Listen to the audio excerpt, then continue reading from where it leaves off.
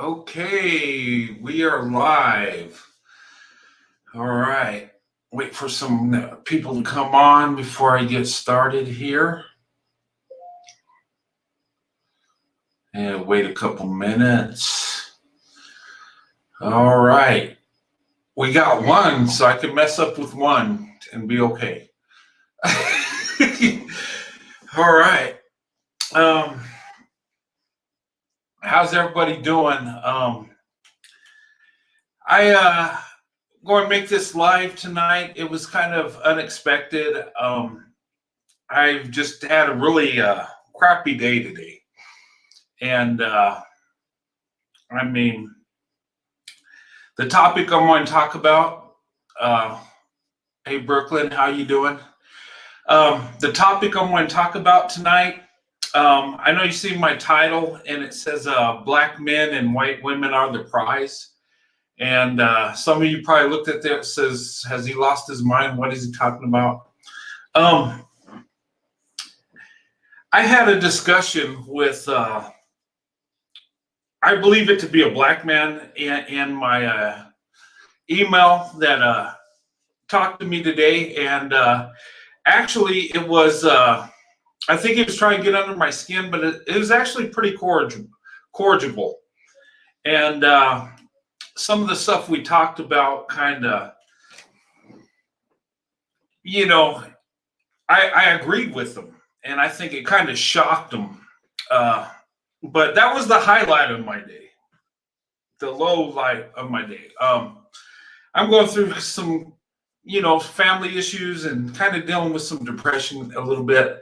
Not with my wife or kids or nothing. It's the outside family and stuff. And, sometimes when you deal with family, people you love, will hurt you. Whether they mean to or not, it happens. And I'm kind of going through that type of thing. So I'm kind of in the dumps a little bit. But this discussion on my email was actually a good discussion. And I think this guy was trying to get under my skin.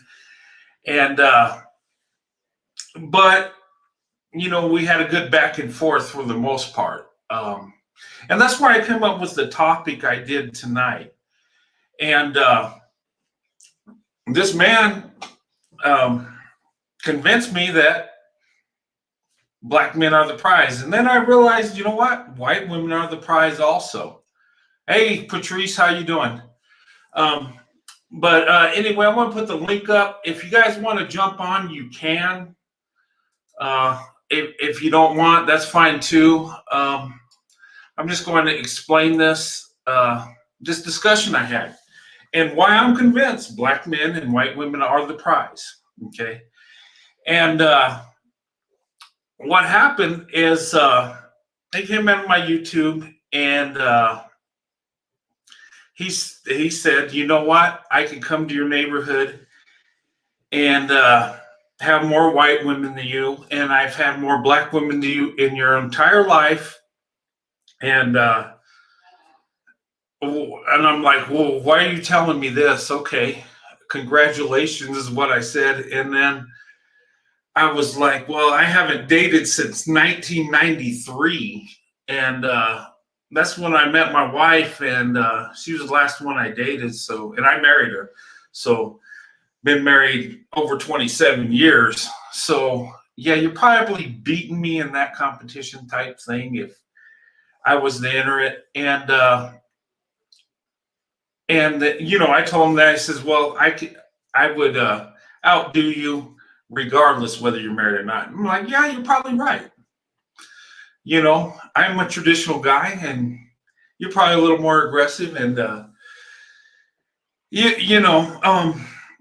but I mean, it didn't even make sense. But I think he was just trying to get under my skin. And he said, I'd come to your neighborhood and have all the white women I want. I'm saying, yeah, you could. And I have nothing against it. And he went to say that black men are the most desired men. And the way he explained it, I was like, you know what? You're right. Because he said black women mostly date and marry black men. And that's true. They're the most race loyal. Okay, so you're with that logic, you're the most desired there, and black men date more white women than white men date black women. So going by that logic, you are the most desired. Okay, and anyway, and I totally agreed with the guy, and I said, I agree with you. You are the most desired, and you know what? White women's the same way. Um, they date out more than white men, and we hold up white women in our community as the prize. That's who we marry. That's who we compete with for the most part, because white men don't date and marry out as much as other races of men. So, the standard of beauty is what, white women? Because the majority of women that get married are white women. And every man, and I've explained it, their wife is the standard of beauty. And with me, my wife is black. That's my preference. So that's my standard of beauty. So that makes sense. So if we're going with that, black men and white women are the prize. But here's the thing. They do date more than us. They do marry more than us. They do have more hookups than us. But when it comes to marriages, black women and white men are the most successful.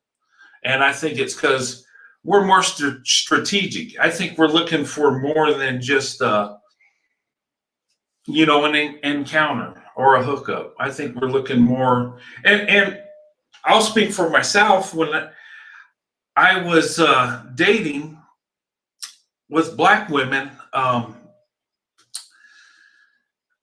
wanted a black woman, not for the experience, not just to date, not just to be, but for a wife. And that's what I wanted. And that was my mission. And, I've been raised to be, traditional, and that's how I am. I wanted a wife, and my preference was black women, and that's, who I ended up with. And I've been blessed ever since. So, and, I just wanted to talk about that. And, that was just a discussion, but, it made me think, because I always say that, the woman should be the prize. And I do believe that. But where this guy was coming, yeah, he's the most desired. Yes, he's the prize. And white women are the most desired and prized when you put it that way. Now, things are changing. Society, we're changing right now. And what's happening is interracial dating and marriages is going up across the board. And you'll see commercials out there all the time. Oh, hey, Carol. Hey, Carol. Hi, how you doing? Can you hear me? I can. Hey, Tate, your device isn't connected. Okay. I'm not connected. No, you're connected, Carol, but Tate, someone named Tate's trying to come on. It just says his device isn't connected. He's got to fix something on his end before I can bring him up, him or her. I mean, okay. Yeah, but it's good to hear from you. Okay. Yeah, the topic that I came up with, and I had this discussion on my email. Sometimes I'll even get trolls in my email that'll talk to me, and that's fine. I'll talk to anyone through email because you can yell at me, you can be disrespectful, and it's between me and you. And that's why I always say, if you ever have a problem with my videos, I tell people, come to my email. We can hash it out. I don't like it in the comment section because sometimes people, get triggered or emotional, and they might put something that's false in there. And I don't like disrespect in any direction anyway. But, I had that discussion, and, and looking at that, they are the prize. I mean, they're the most dated. They're the most, but No, no, I don't believe that. I mean, I'm in well, Arkansas, and excuse me, Brent. I'm sorry. You go ahead. You can oh talk. no, go ahead. Go ahead.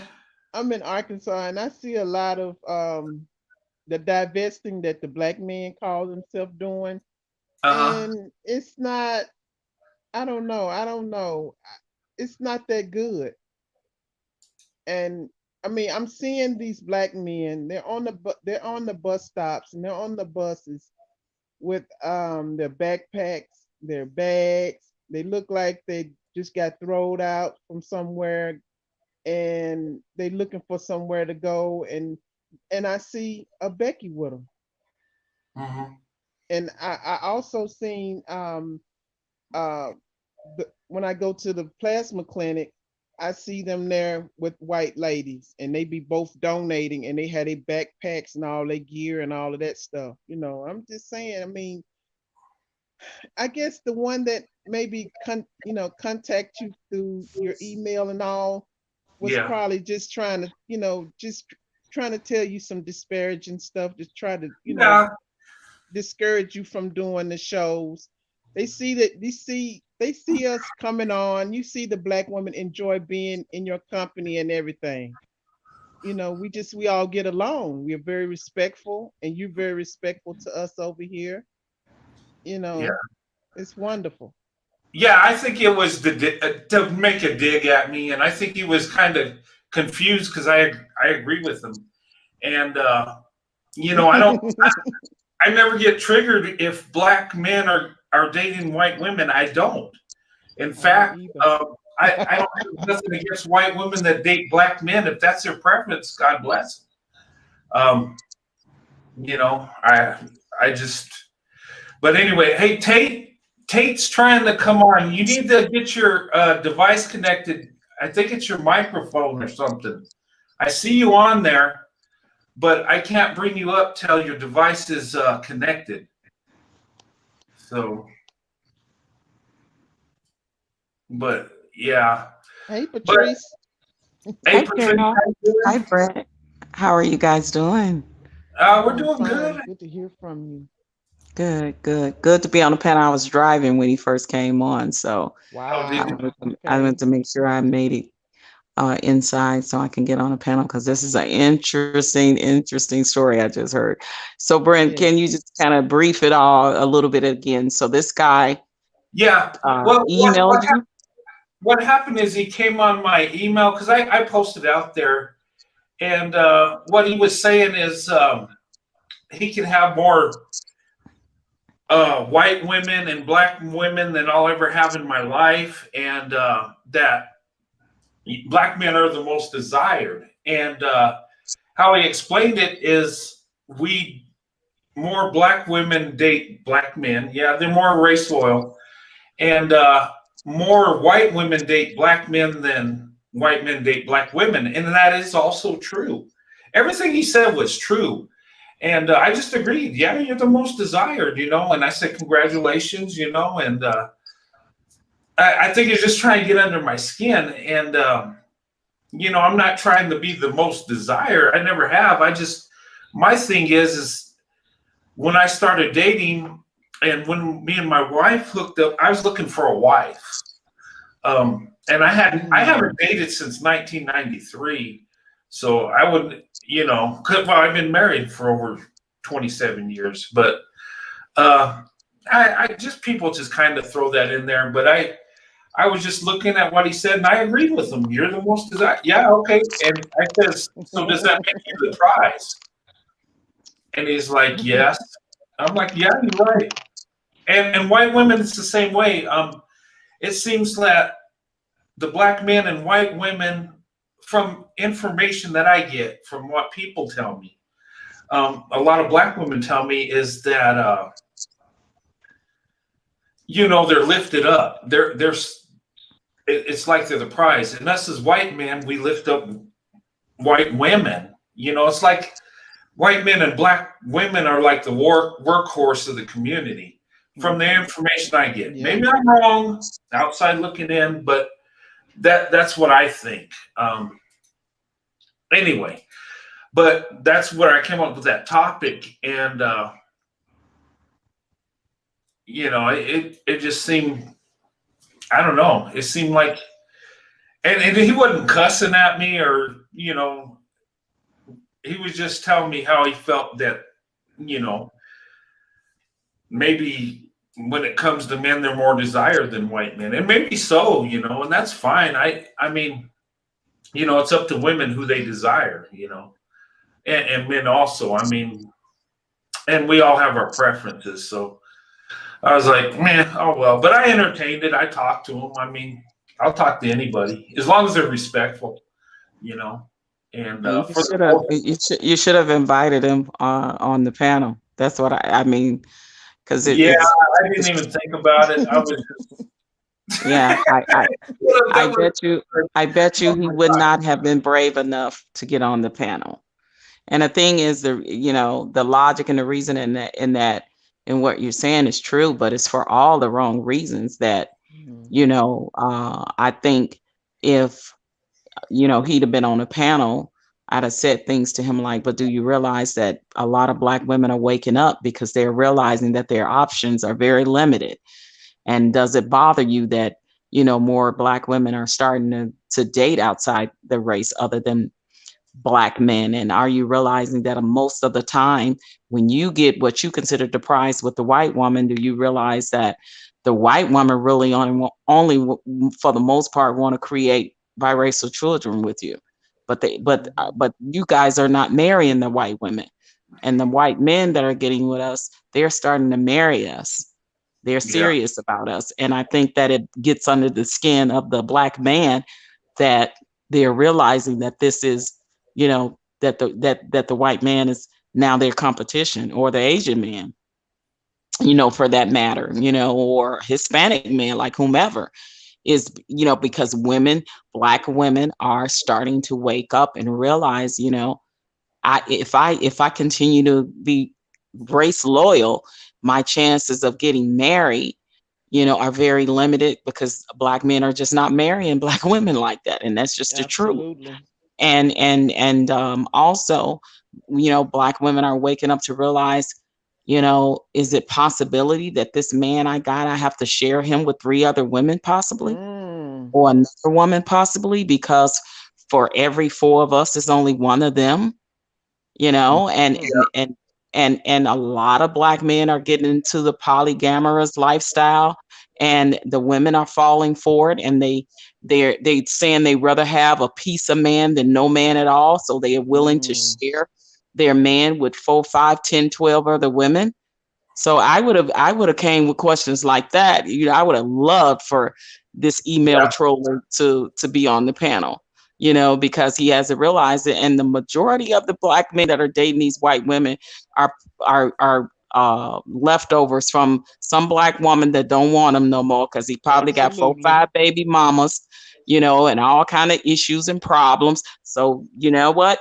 The white women can have them, because majority of the men that come at white men, majority of the Black men that come at white men like that are angry and bitter because they're realizing that the tables are turning when it come to that, and more Black women are waking up.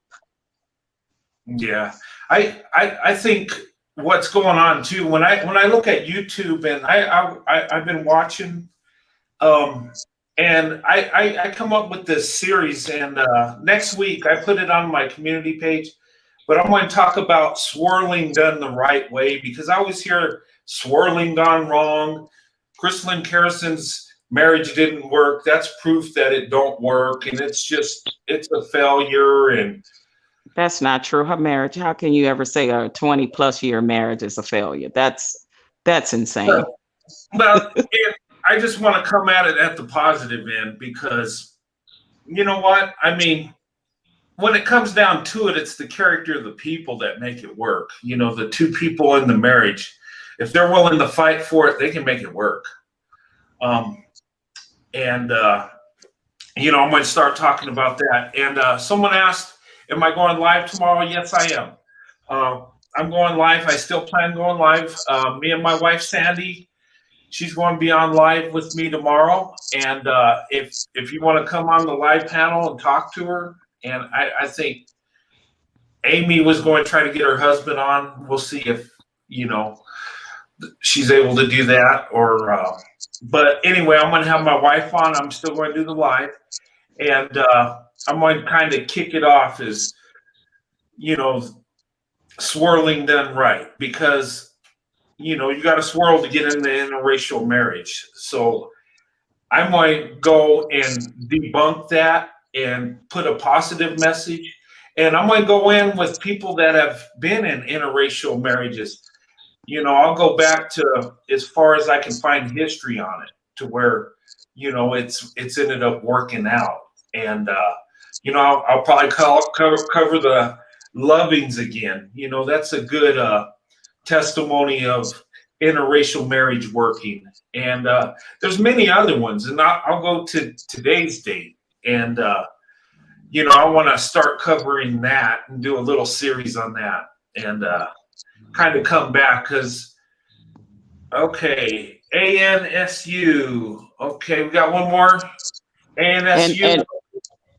And you know, Black men can keep on thinking that they are the prize. I think a lot of them are listening to the Kevin Samuels of the world that's puffing their head, you know, saying, you know, the high value man, this, but there's a difference between a high value man and a high earning man. There's a difference, because you can be Yeah, there is. not high earning and be a high value man. You don't have to make six figures to be a high value man, but they want to tag the high value man as a man making six figures, which is the opposite.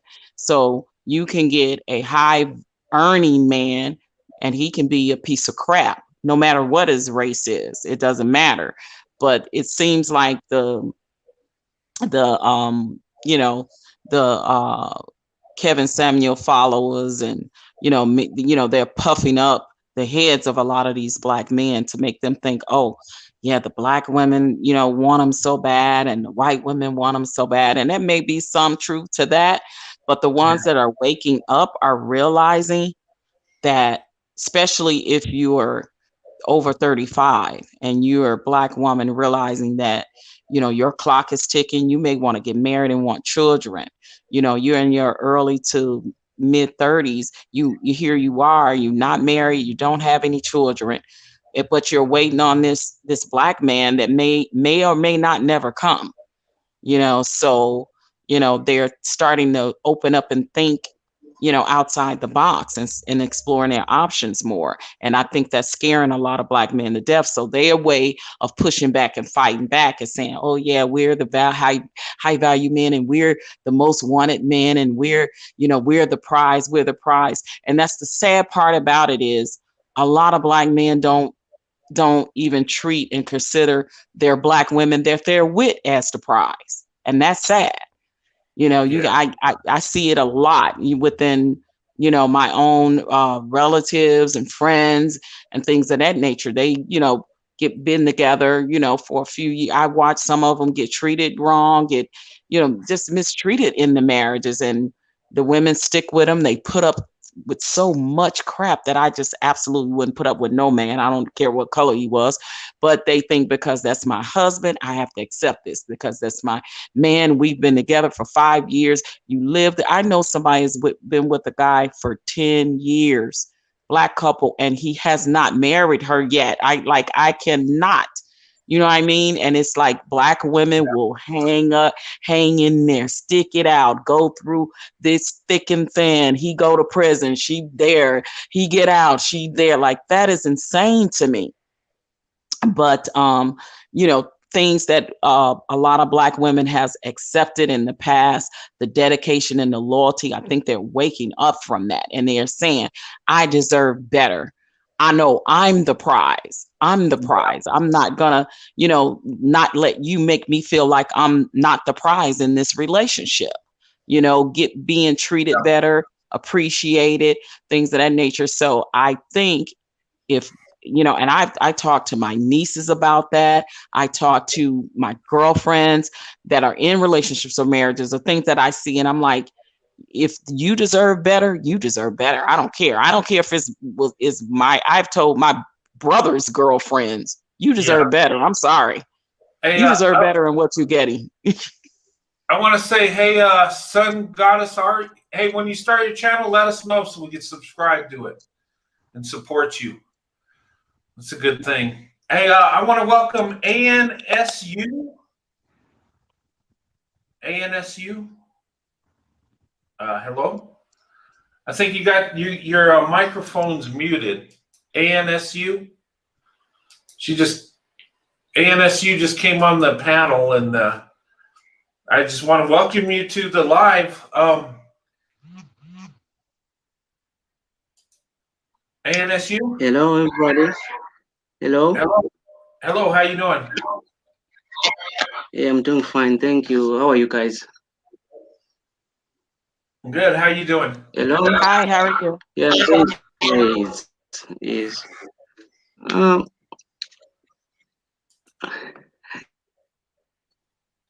I just thought I'd join you guys today.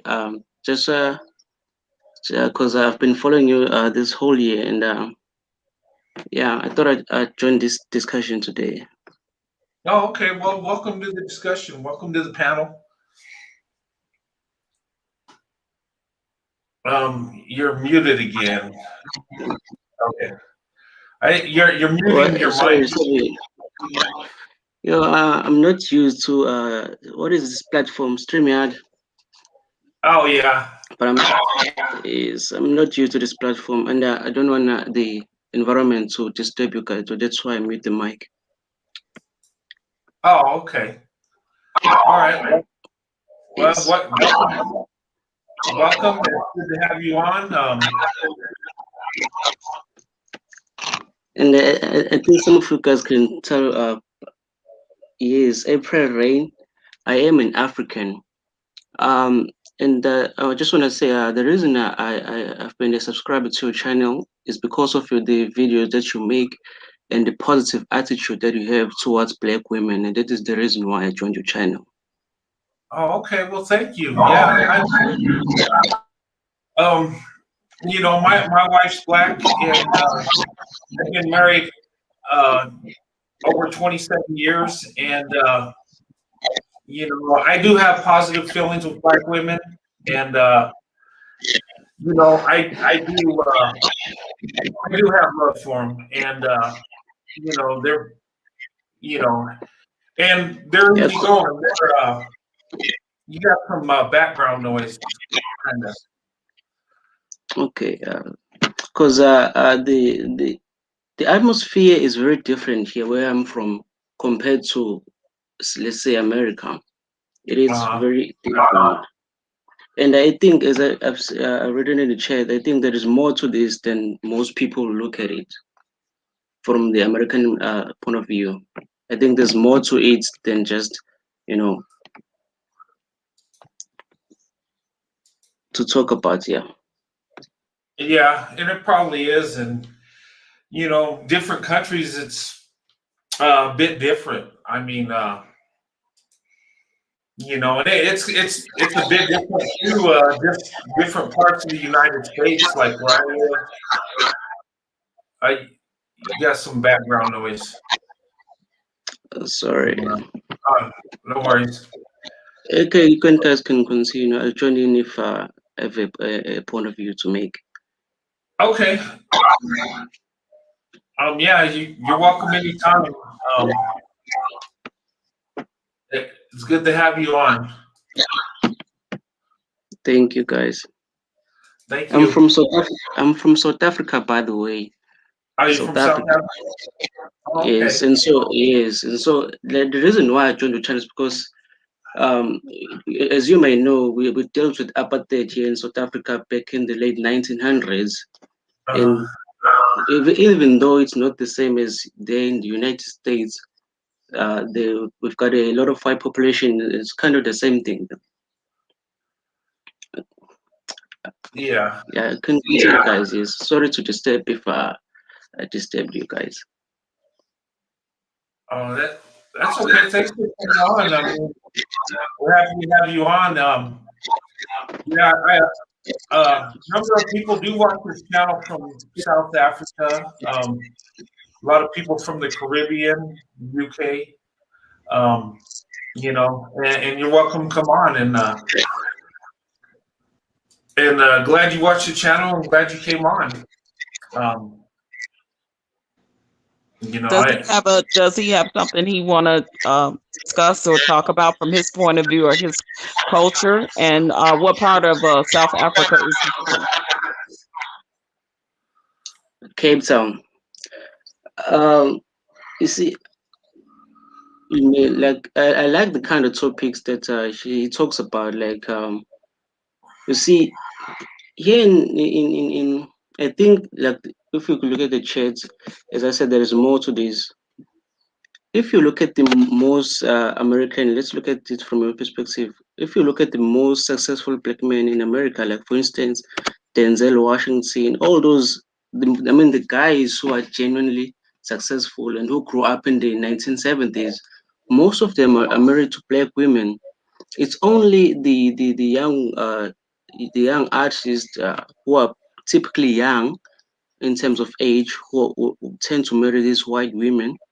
But if you go back and look at the most successful black women, the majority of them are married to black women.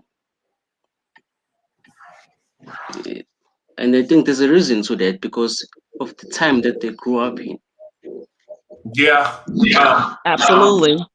It absolutely has something to do with it because when you look at Denzel Washington, you look at Samuel Yes. Jackson, they've been with their wives since the Yes. 60s or 70s. So it was a different time, different culture, different era.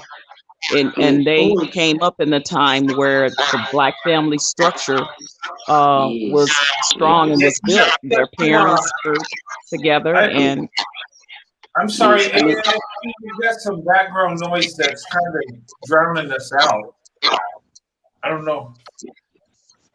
yeah, it is. um, Background noise is very bad from on his end because I mute when he's talking. So I just unmuted because I started, to answer his question. But yeah, the feedback is really, really bad. Okay, now it's gone. I muted it. Now I'll unmute it. Yeah, he's got. I don't know, He maybe. got some feedback. Okay, you can guys carry on, guys. You can carry on. Oh, Okay, okay. thank you for your Thanks comment. for coming on. I appreciate you coming on. Okay. Yeah.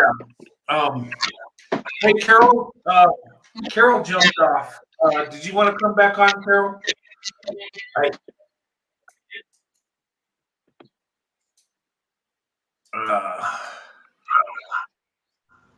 okay.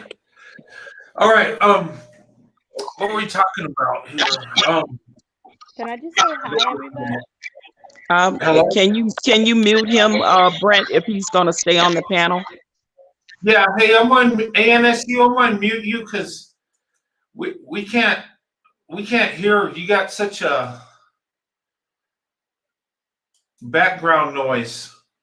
Okay. Okay. He muted himself. Yeah. Okay. Go ahead. Yeah, I wanted to hear him, but the background was so loud I couldn't understand a lot of it. I just wanted to say Okay. hi, everybody. Hey, how you doing? Hey, how are you? Fine. We're back again. Yeah, back again.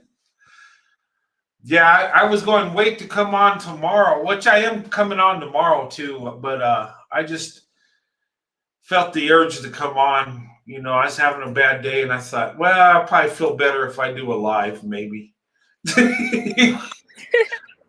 But the topic that I brought up, I wanted to talk about because that email back and forth was interesting and stuff. So, but it kind of made my day because I was like, I have a topic to talk about.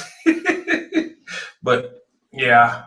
Well, Brent, he probably feel like, he wanted to email you personally to tell you that and put you in your place, so to speak. But when you agreed with what he said and you did not argue back with him, see, he didn't know where to go with that. He was looking for the drama, the conflict, Yeah, I'm probably thinking, no, you ain't the most I'm like, okay, you're the most desired. Okay. I think with me, I think we're both on different wavelengths on how we think, and I think that was kind of confusing because, Now you probably blew his mind. You blew his mind agreeing with him, because a lot of the thing, a lot of black men are still kind of in la la land with some of their thinking and their philosophy and their approach to this type of subject. So they want to get ahead of the subject by saying, well, black men are the prize, and the white women want us and the black women want us, So then when you agree with that, and he was like, so he's not gonna fight me on that, So yeah, and why he didn't know would how to handle it. And why would I? I mean, most of the stuff he said is true. I mean, okay. I mean, I can't debunk it, but the thing of it is, I don't have that pride like that where I got to outdo you because I'm happy where I'm at. I mean, I got my wife, I got my family. Why would I compete with you? That makes no sense. My competing days are done. Right. But as a white guy, my approach, if I was a white guy, and I'm just gonna say, if I was a white guy, I would have said, well, why aren't you black men marrying more of these black women? You're making them baby mamas, but you're walking away and you leaving them and you're not marrying them. Why is that? Yeah. That would have been a great question to ask as a white man. Precisely. Yeah, because go ahead. Go on. No, go ahead. I'm sorry. No, yeah, I always agree with that. I always say that to myself. I'm like, you always married the white man's grandkids, and yet you feel like you're genetically superior because you're a monoracial black man. You don't have that same superiority. You don't force that superiority on biracial black men at all. No, you don't. So you don't call them a prize at all. Look at how they treat Stephen Curry or Drake. So it's like, well, make it make sense sometimes. Make it make sense. You prize the women that you don't marry the women that share the same genes and come from the same culture and have the same features as you that make you dynamic, and yet hey. Yeah. And now those white women that they're saying is the prize with them as a black man, they're doing the same thing to them. They're going over there and baby momming them and not marrying them. It's like statistics is showing that. So really, you're getting what the black woman has gotten her whole life, dealing with men like that. And the main men that come at white men like that are those type of men. That's what's amazing to me.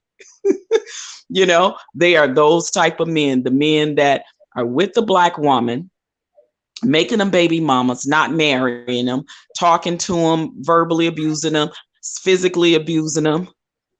And then they'll go with the white woman and think they got the prize in her and still do the same thing to her.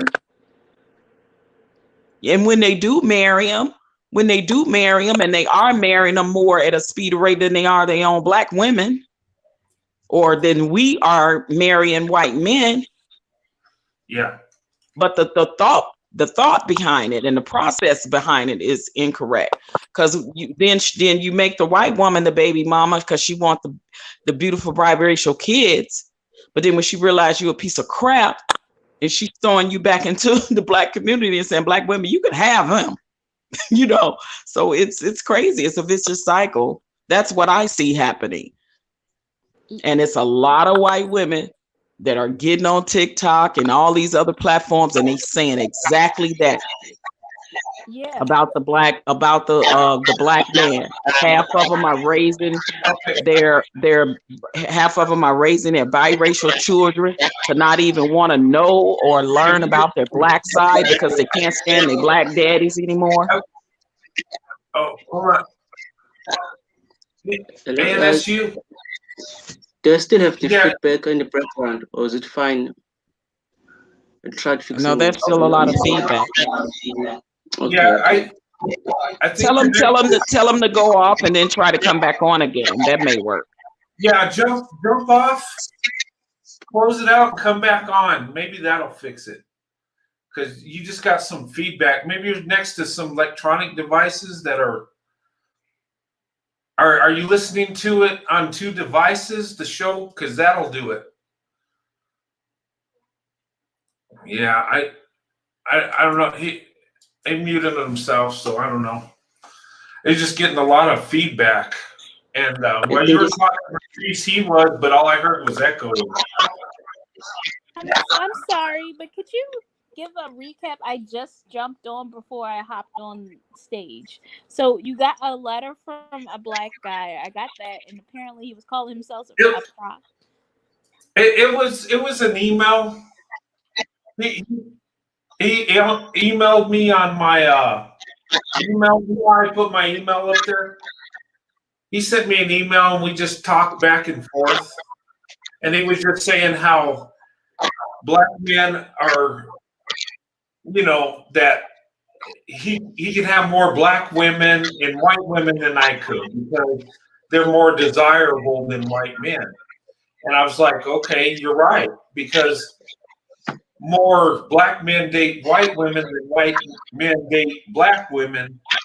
That's what he was saying. I'm like, well, you're right, okay.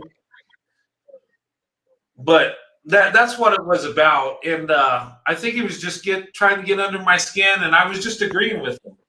I said, you're right. You're the most desired because you date more. Okay. But I'm not trying to be the most desired. When I dated, it was to get a wife. And, but I'm sorry, but that was the most homoerotic slur email I've ever heard. Why would he call just to get your approval? I mean, yeah, if you can bag another woman, why would you need to throw that in front of another man? Just live your life. I'm sorry. Like, I'm sorry. That was just so. I mean, there is the element of homoeroticism in the Black Brotherhood that goes unsaid, but the fact that they even brought that to, a non-black man so openly, it's just. I don't know. What you think, Patrice? That's just shameful. Like the conversation we had last time. That was just so shameful. I mean, why would you need to just? I mean, clearly, I see if you were directing this at. I'm not going to name his name. The other single white YouTuber, who also talks about black women. Okay, but you're happily married. Yeah, it was kind of weird because, I mean, if I was a single guy and I was young, he'd probably stir me up. But being married and middle aged, just like, okay. Like I said, I'm done competing. I think what he was doing was trying to get under my skin.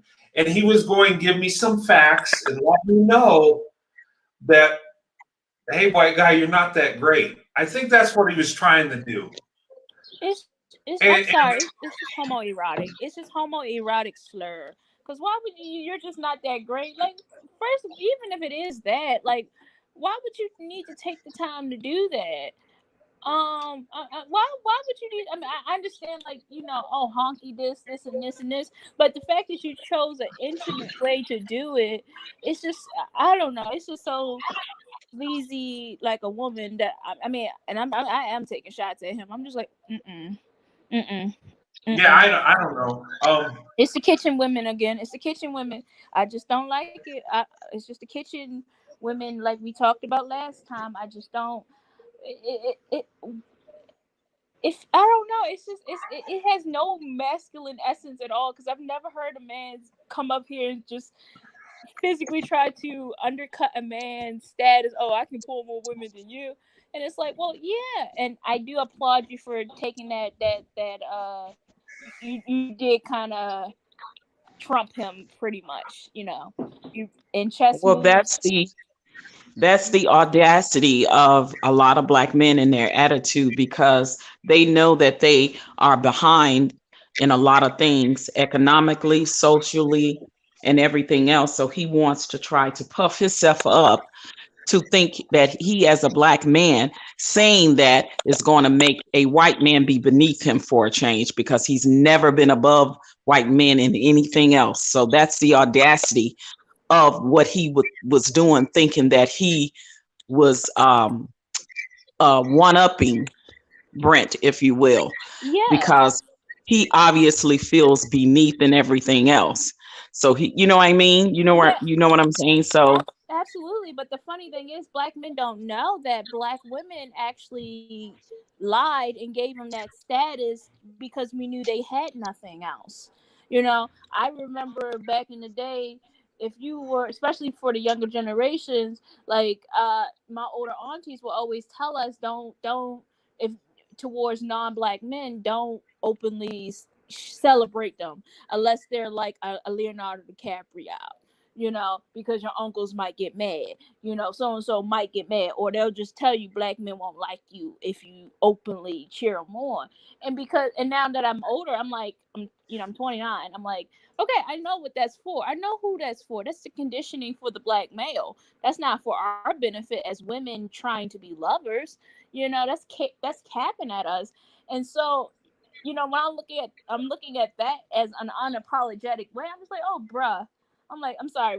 Like we've had that conversation before. I'm like, my generation, we just have no chill, because it's like, bruh, you're trying to puff yourself on a pedestal that black women gave you, but because we loved you, not because you actually deserved it. We gave it to you out of compassion because we knew you had nothing, because even when you look at the history of cinema and black women's culture, we still never said black men could lay it down completely. Every black man was capable of the Mandingo fantasy.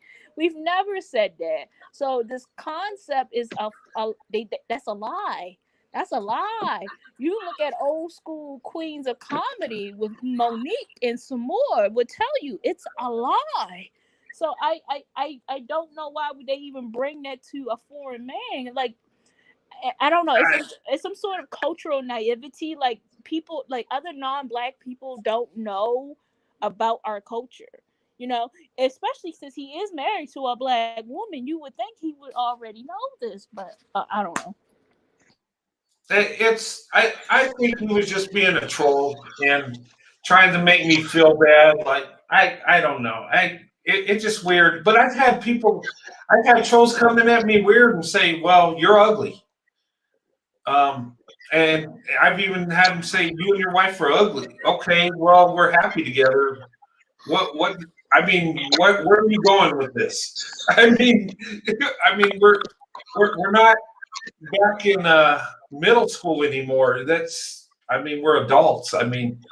But people, come in with weird stuff, and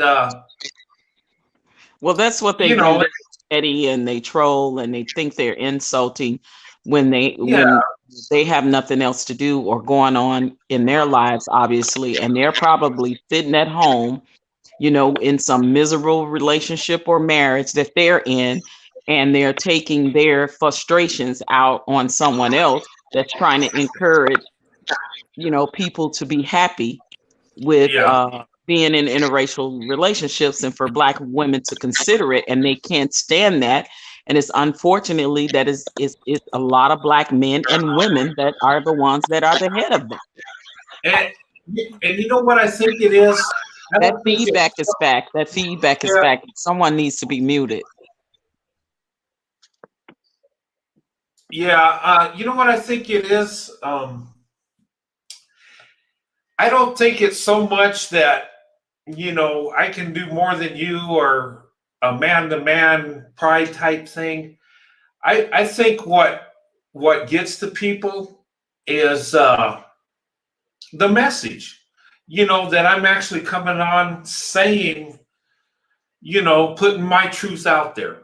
And, I just think some people don't want to hear that, or they want to debunk it. And here's the thing.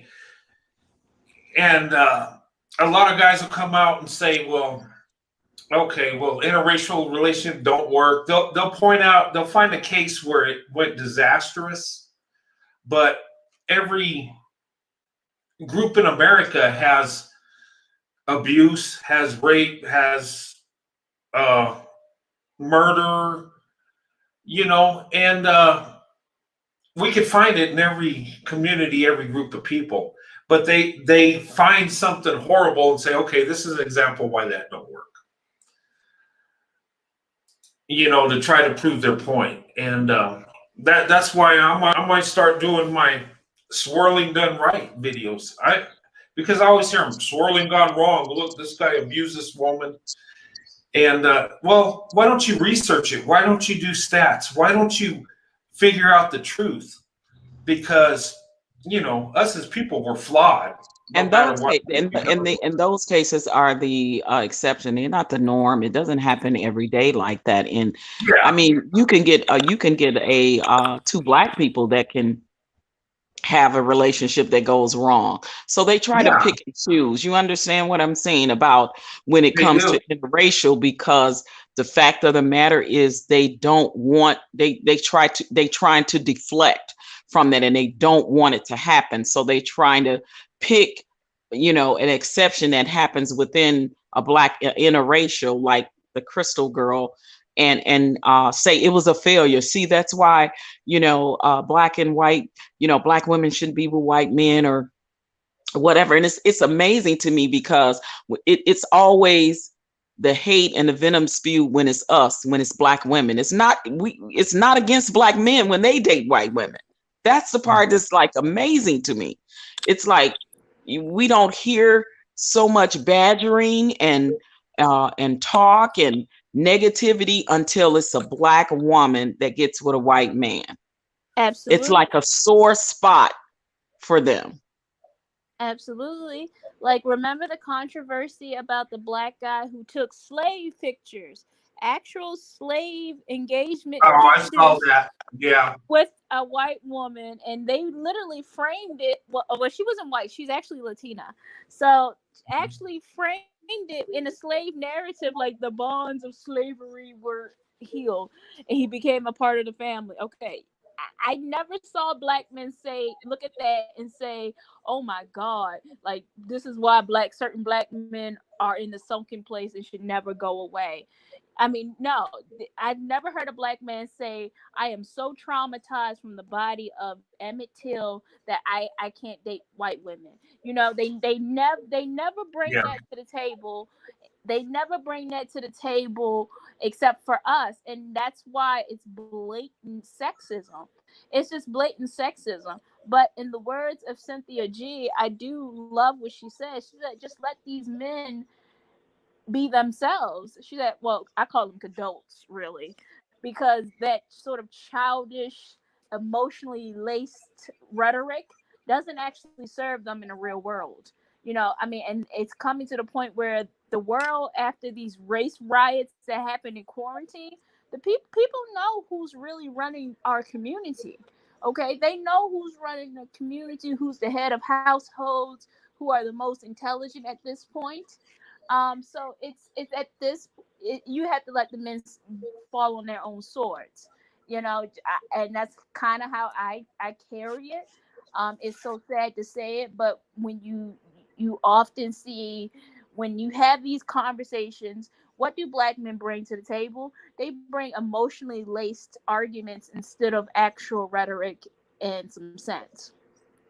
It never makes any sort of logical sense. Or when they can't get you to agree with them, then it's the name calling. And let's just be honest, this is not a middle school playground. We're adults. So how does that serve their cause? This only serves to reduce the quality of your entire argument, because you were never interested in having an intellectual discourse. You just wanted to manipulate me. And Absolutely. you And know, then like you said, they reduced to the name calling. Now you're a B, and you're this, or you're this lover. Yeah, I've heard it all, like I, literally. But I it comes from the dusty. It comes from the dustiest man ever. That's trying to say, because I'm choosing better in my life. Someone that treats me better. Like, you have a problem with that.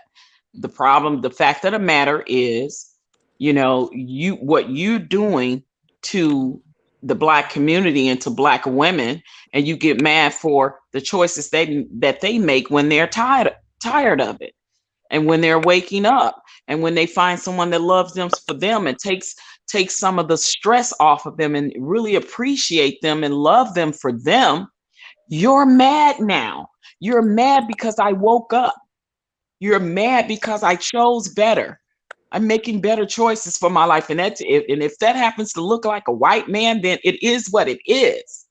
I'm Because when you ask what most white men love about Black women, is just they say our resilience, our strength, our passion, our loyalty, like all those things that we are.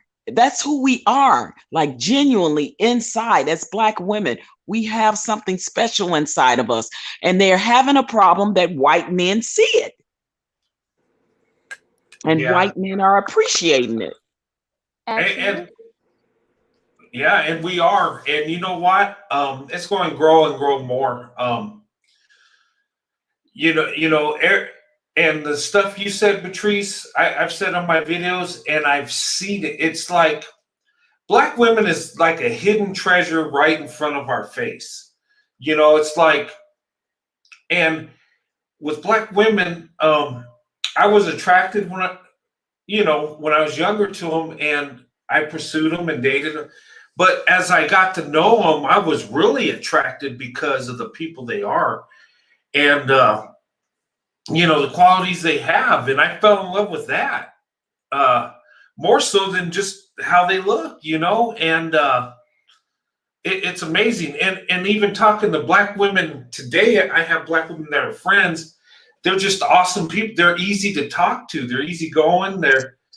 And with stereotypes and the generalizations, you would think that Black women were just mean and crazy, and I'm just like, wow. And it's crazy because a lot of white guys that I dated that were married to white women, they say that about white women, how they broke them, how they thought everything just supposed to come to their feet so easy, how they treated them, how they talked to them, how they just thought they were just, supposed to lay around and do nothing and be the princess, and you're supposed to bring me everything. And like, I've heard that from white guys, and said that they just got worn out. They got like they was just like, my God, if I'd have known this, I would have been with a Black woman a long time ago, because we're so different from them, because they think that everything's supposed to come so easy for them because they're white and they're privileged. Yeah, well, they're And I've doing heard a lot of white guys say that about white women that they married. And now Yeah. now that they are dating Black women, they say, oh my God, it's you guys are so loving, so caring, so loyal.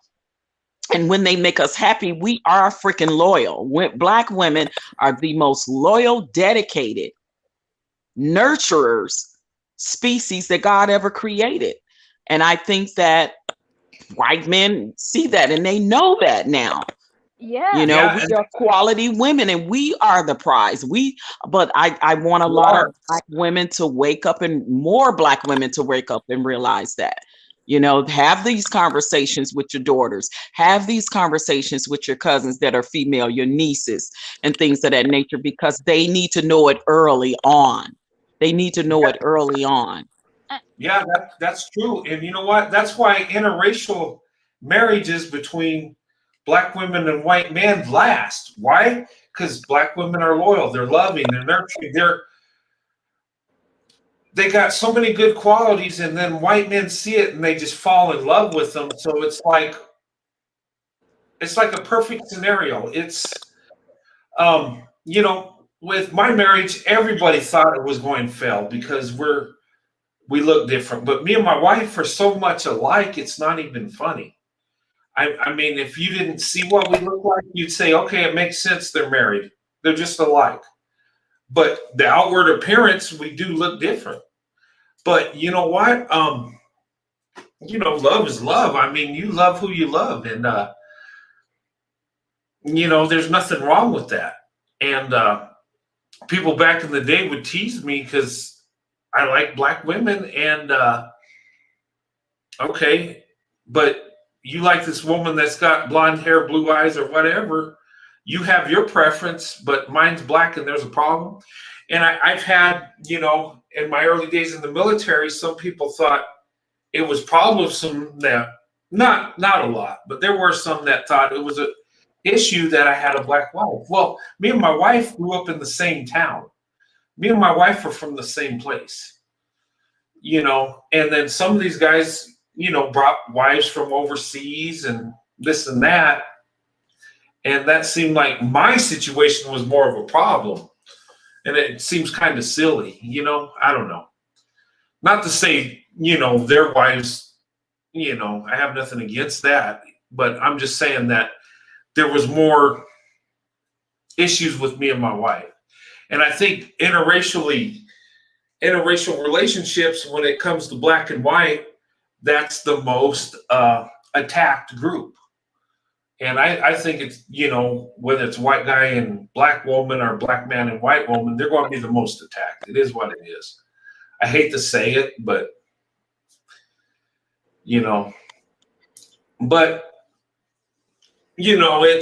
it's becoming more of a norm in the future. We might not be talking about it as much. We might be saying, remember back in the day when people used to give us a big problem? I don't know. Hopefully it goes that way, but. Yeah, I'm going to be honest.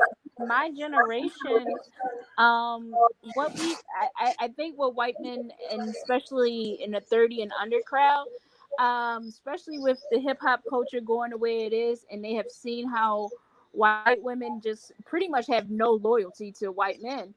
They want white privilege that white men give them, but they don't actually want to fuck them. Excuse my language. Oh, they don't want to be with them. Oh, you didn't say that. They really don't. They don't want to be with them. They have treated them like they're the white nerds. I mean, I don't know what I don't really think white women have comprehended what they've done. I don't know what they let feminism kind of choke them, kind of F them into a corner, literally, because everything they have is because of their man, literally. And now, they're out and about thinking, hey, white men are nerdy. I want this black guy who doesn't have capital, and I come get at me. I said it. They don't have capital. And is what they say about all black men are true? Are they really, like hanging low down there? And exactly. They try. Oh, I love black men swag. Honey, you can have the swag, you can have the hang low, you can have all that. Because if he's a dusty, he's a dusty.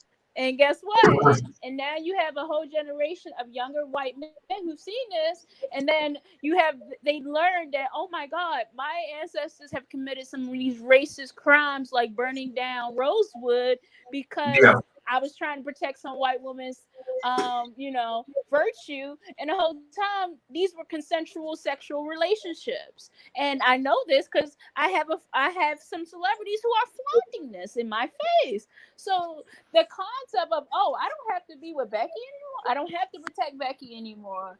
I don't have to do this anymore. I can just kind of go about my own way.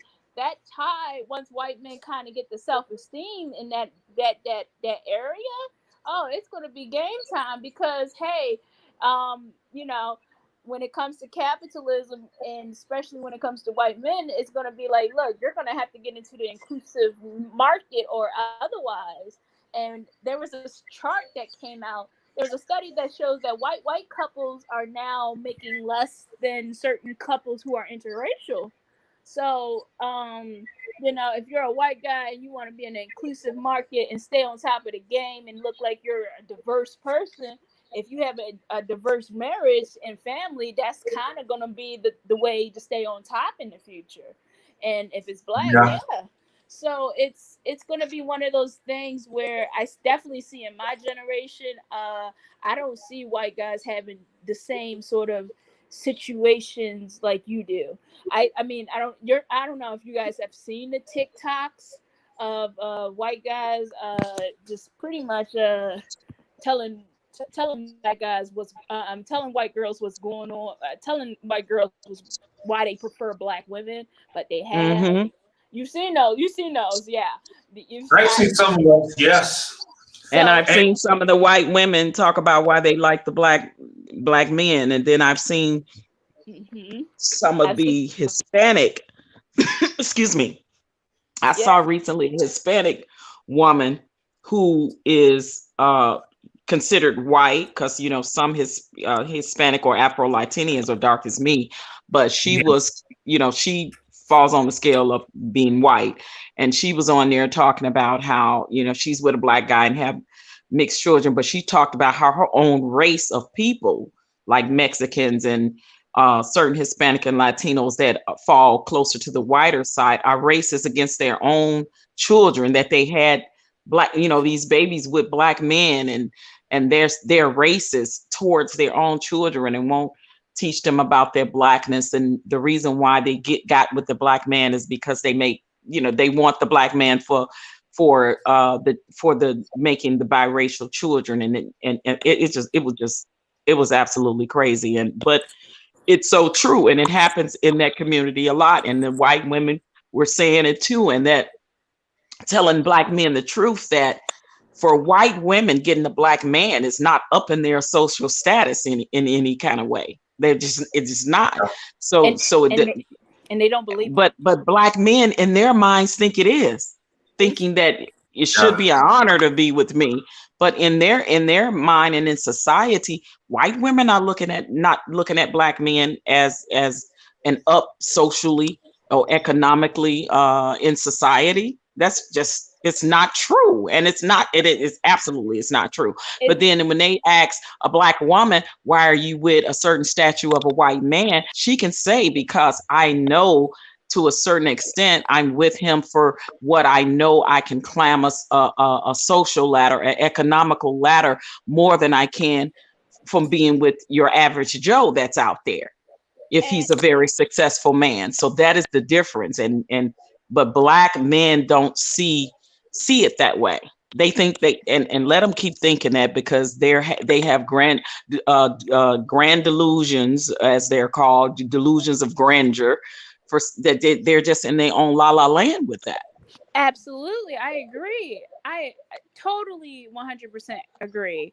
And it's on such an epic proportion that I don't know how are these men living. And I know black men are, they're, especially if they're from multicultural surroundings and environments. I have been with these guys, and you know what happens? These white guys who are friends and they're anti-racist, they'll come back and ask me, because I'm kind of chill like that. Like, okay, what's going on with him? And I just said, oh, I don't know, oh, I don't know, because he on some other stuff. And it's such a delusion that I can't fathom it, So, and when it comes to, somehow they bought into the ideal that hip hop culture really sets the pace, and I'm just like, no, it's not. It's, you stop believing in hip hop culture. Okay, if black men, by marrying white women don't have clout in white culture. That's why feminism exists. If white women were the keys to uh you know clout in patriarchal England, it would show. Why was feminism even created? There's such right. I mean, I'm like, make it make sense. And it doesn't bear. You will see, it would bear Yeah, fruit. and It would most of bear the fruit. white women that got that are dating with the black guys now are some of the white women that the white guys no longer want. Like, you can have them, and she's a hot mess. So Exactly. They don't get the They're Anne getting Hathaways. They don't get the Anne Hathaways. They don't get the a Anne certain statue that they're not even wanted in their own white culture community. pretty So the much. white men are like, you can have her. I And see it happening all the time around me, out, when I was, especially when I was like really out and about dating interracially prior to COVID. Like they wasn't caring. They was like, you doing me a favor. The guy that I was with for 6 years, had married two black women. He was married to two black women prior to he and I and becoming engaged. And he was sort of like Brent. He had only been with one white woman his whole life, and that's because he grew up in Hawaii, military. Dad was military, he was military, and it just was times and the pressure, like Brent said, the pressure and the stress that he had from his own community to chew, upon him saying, why you don't like your own race of women, why you don't like your own race of women. So he dated one white girl just to do it. Like it wasn't something that he wanted to do, and he was like, it was the worst experience in his life. So yeah, like live and let live. Don't let people put you in those type of boxes. But black men will try to do it to black women. Black men will Yeah. try to one up white men. And it is truly, they're truly delusional about things. But when you tell them what the statistics show with them with white women and with now us with white men rising, they get very, very quiet when you kick those ballistics to them. Yeah, and you know what? If So I'm a yeah, young it's guy getting married, yeah, I mean, I have been on a couple of panels and pages, and we were talking about the dating apps and dating and things of that nature. Soon as I bring up Black women need to start exploring their options more and perhaps consider thinking about dating outside their race, because it's so limited for Black women with the numbers of Black men. And the reasoning for that, I bring them the reasoning. Our Black men are, a lot of them are incarcerated. A lot of them, are on drugs, alcoholics. A lot of them are underemployed or unemployed. A lot of them are this. So what it's looking like for us.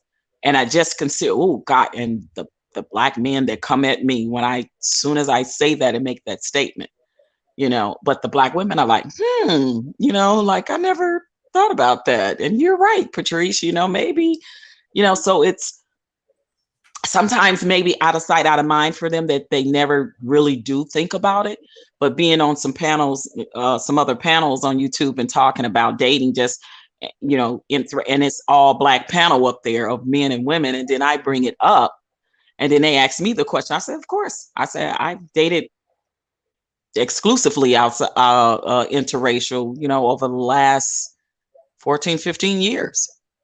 And it's quiet, but then the women are like, the men are like, no, I wouldn't back on it so much. I say, because you are the ones that are not marrying the Black women. You're not marrying them. I got a friend been with his lady for 10 years. He hasn't married her yet. What is it going to take? Like, seriously.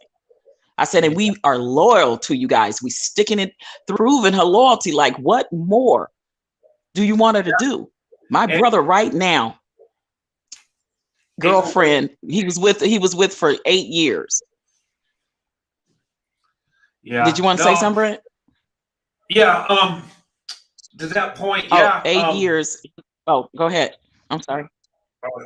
I was just going to say, yeah. Black women are loyal. Yeah. And, I would say to Black men, you've got a blessing that, oh my God, you need to embrace it. Marry these women. Don't get wrapped up in pride and outdo any other group of men. Just take your blessing, marry her, and you know what? And then the ones that don't get married, let them date out, because everybody deserves to be married and have a family. That's I had a conversation with my brother's girlfriend. Yeah, and they have been together for 8 years. She's been waiting. She's been wanting to get married, waiting, and he just would not marry her. She got tired. She got tired of it, and she said, I'm out of here, and she broke up with him. They've been broke up now for about 3 or 4 months, and this is the longest I've ever seen her gone. And so now all of a sudden he went and he goes and get a ring and he plans on proposing to her. But that's because she literally put her foot down finally, and like, I'm out of here. Like, I've hung in there with you for 8 years, went through all this and that. But I know for a fact my brother's not ready to marry her. He's doing it because he's fearing he's going to lose her to someone else. And so I called him and I'm like, bro, come on. You're doing it for the wrong reason. If you're doing it for the wrong reason, it won't last. I don't care what you say. Like, she's a good woman. She's been in your life by your side for 8 years. You need to do it because you love her and it's the right thing to do, not because she's been gone for 4 months now and you feeling the stress of, oh, she might really not come back this time. So, so let me go ahead and do it. I said, and you need to prepare yourself. You should be preparing yourself to be a husband prior to proposing to her next month. I said, are you doing the things that it takes to prepare yourself to be a husband, to be ready for her when you propose? I said, and then I told him, I said, you better hope she even, accept it. I said, because you're doing it and she's doing it in front of family and all of them and all of us. I said, you better hope she don't embarrass you and say no. So that he's taking a chance and it is what it is. But I like to tell my own family experiences and experiences with people and family and friends that I know, because I know this is real. Yeah. And I've had the conversations with her. I'm like, look, you've been with my brother taking crap off of him for 8 years. Like, seriously, maybe you should start exploring other options. And I'm not trying to tell you to date outside your race if that's not what you want to do, but I'm just trying to tell you to get somebody that's going to treat you better, period. Yeah. And that's my brother's girlfriend. And I will say it to her. I will say it to my niece. I will say it to my daughters if I had them. I will say it to my best friend. Do not let nobody string you along, treating you like crap for years and years and years. She's already playing the wife's role. Come over there, cook, clean. When he was sick, she was there doctoring on him. She ended up getting sick. They both were sick together. And it was just like, she's like, you study giving him the milk for free. So why should he buy the cow? Yeah. And this is what we women continuously do, in relationship with men, and especially Black women with Black men. Stop the madness. Yeah. Hey, welcome to the show. Good to see you. Hey, Brent. Hey, Patrice. Hi. I'm not sure who else is on the other line. It's April.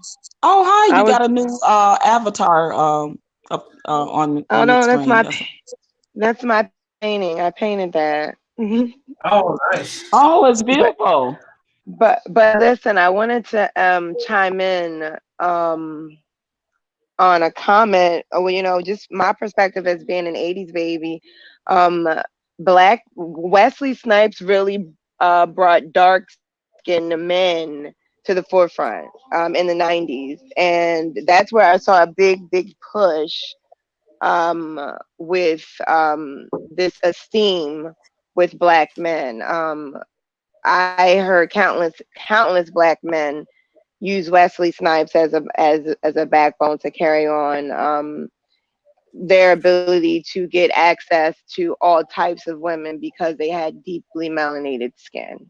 So it was now an in thing. And they were even chastising their fellow brethren who were lesser melanated, making comments like, dark skins making a comeback. You could even see it in the NBA when LeBron and Stephen Curry or Stephen Curry, I don't know his pronunciation of his name, Golden State. They were even using colorism to feud those teams through some of their Instagram posts. And these are Black men. So Black men have just ran through. I'm not going to say all of them, but I can say that because I have eyes and I can just see it. I grew up around it. I'm visually around it, and their sexual deviancy, they're just not able to handle it. They're not very good with with white substances. And so that's just what I've observed through the years. And that's been their downfall for some reason. Other people have been able to balance the white substance, which is the system altogether. But for some reason, the black man is just, as I said before, he just can't get right. And I live in an area where, you know, the women here are some black male worshiping. I mean, I already know it, you know, and so what that means is these women will fight you. And that's what I consider black male worshipers in my area. These are women that will fight you. They will fight you over things you could say about their brothers, their uncles, their dads, no matter what it is. No matter if he has 6 or 7 kids, no matter if he's in the wrong. So we do have a lot of those. Then those are the capers. Those are the ones that keep covering his mishaps, his wrongdoings, and those are just as detrimental, if not worse, because they just, you know, it's already so many different things you have to go through as a woman of color. You have to go through so many barriers, but to go through so many assumptions that are made about you in the 90s when you were still a young girl. And you know, none of those things are what we were. And so black men have been for years telling the world who we are. We haven't had a platform to say like, no, this is not who we are. You know, and who are you to tell us who we are? Why can't you tell the world who you are? And so I never understood why they could comfortably be in dresses. And it did bother black men. It did. It popular, you know, to what people think. They knew it. They just didn't talk about it. But they were not comfortable with the men in the dresses in shows. But it just was something I just never understood why black men desired to tell a story or a narrative of what they see as a black woman. Why could they never depict themselves? And I've never seen that. So Superman at this point is a white man. He is. You know, prove me otherwise. Prove me otherwise, because right now Clark Kent is a white man. He could very well be Dexter Morgan right at this point, but Superman is not a black man. Prove me wrong. Show me what has he protected? What has he came in and with his cape and saved? What community has he saved as a collective? So that's just what I wanted to say. And you know, I really just don't want people to get into that whole you know, feeling there's that freaking echo again. Someone's either, you know, listening on 2 devices or something, but can you mute?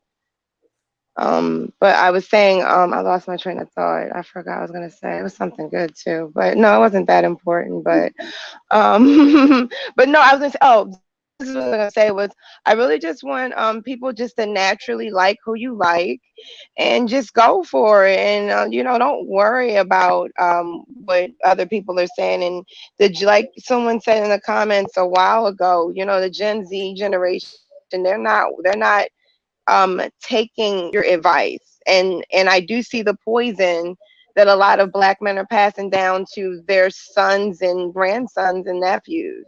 They're telling them like, you're not a man unless you bust open a girl by the time she's 15. And I've heard that with my own ears. Oh wow. So that's like a culture. Yeah, there So was a that's, bunch of men. go Yeah, ahead. there was a I'm bunch of done. men. Yeah, there was this celebrity guy over like a couple of days ago.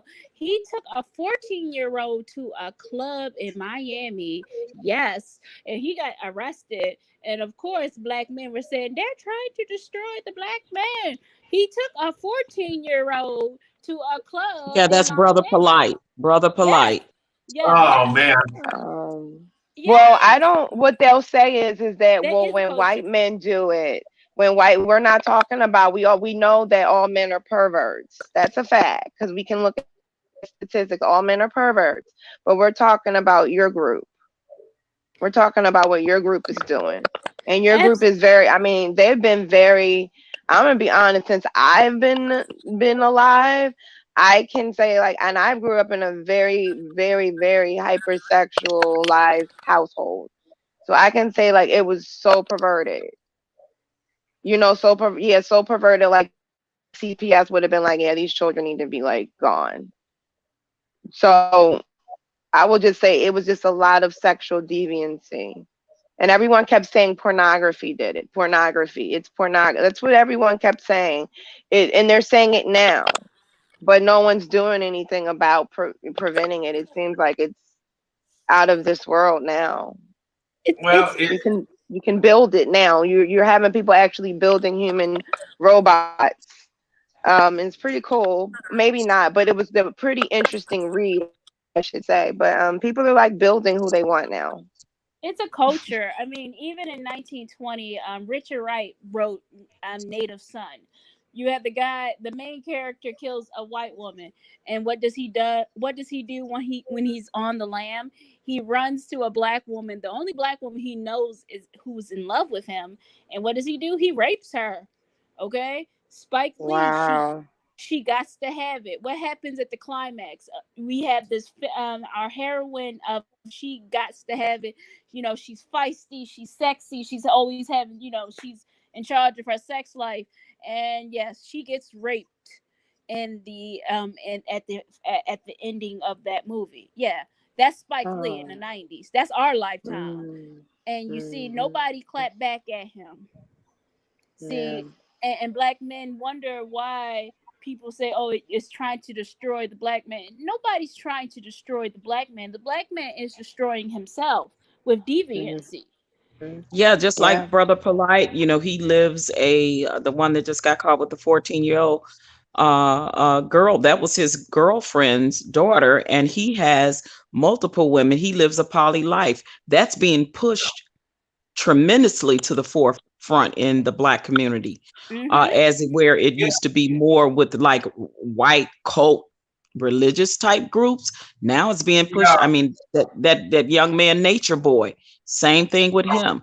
He has a bunch of wives and women living a polygamy lifestyle. I see it and saw it so much here in Las Vegas, not where I am now, but when I was in Las Vegas, it was just amazing to me. And these were some Gen X people, some millennials, and some Ys. They're living that type of lifestyle, and I'm not sure. Like, I'm kind of wondering if women are just being kind of more forced and brainwashed to do it because they're realizing that, I'd rather have a piece of man, like I said, than no man at all with this black man. So I'm gonna have to accept him and these 5 other women he have. But it's a mindset, and it's a Yeah. brainwashing of Mhm. yeah, these type of alternative lifestyles that is literally destroying the community, and they don't realize it because it's so much that goes along with that. And those men literally abuse those women more than just sexually, it's, and then they get pregnant and they impregnate them, and then they end up not only sleeping with the mama, but how early do they start sleeping with the child if she's a girl? you 12. know I- it's crazy.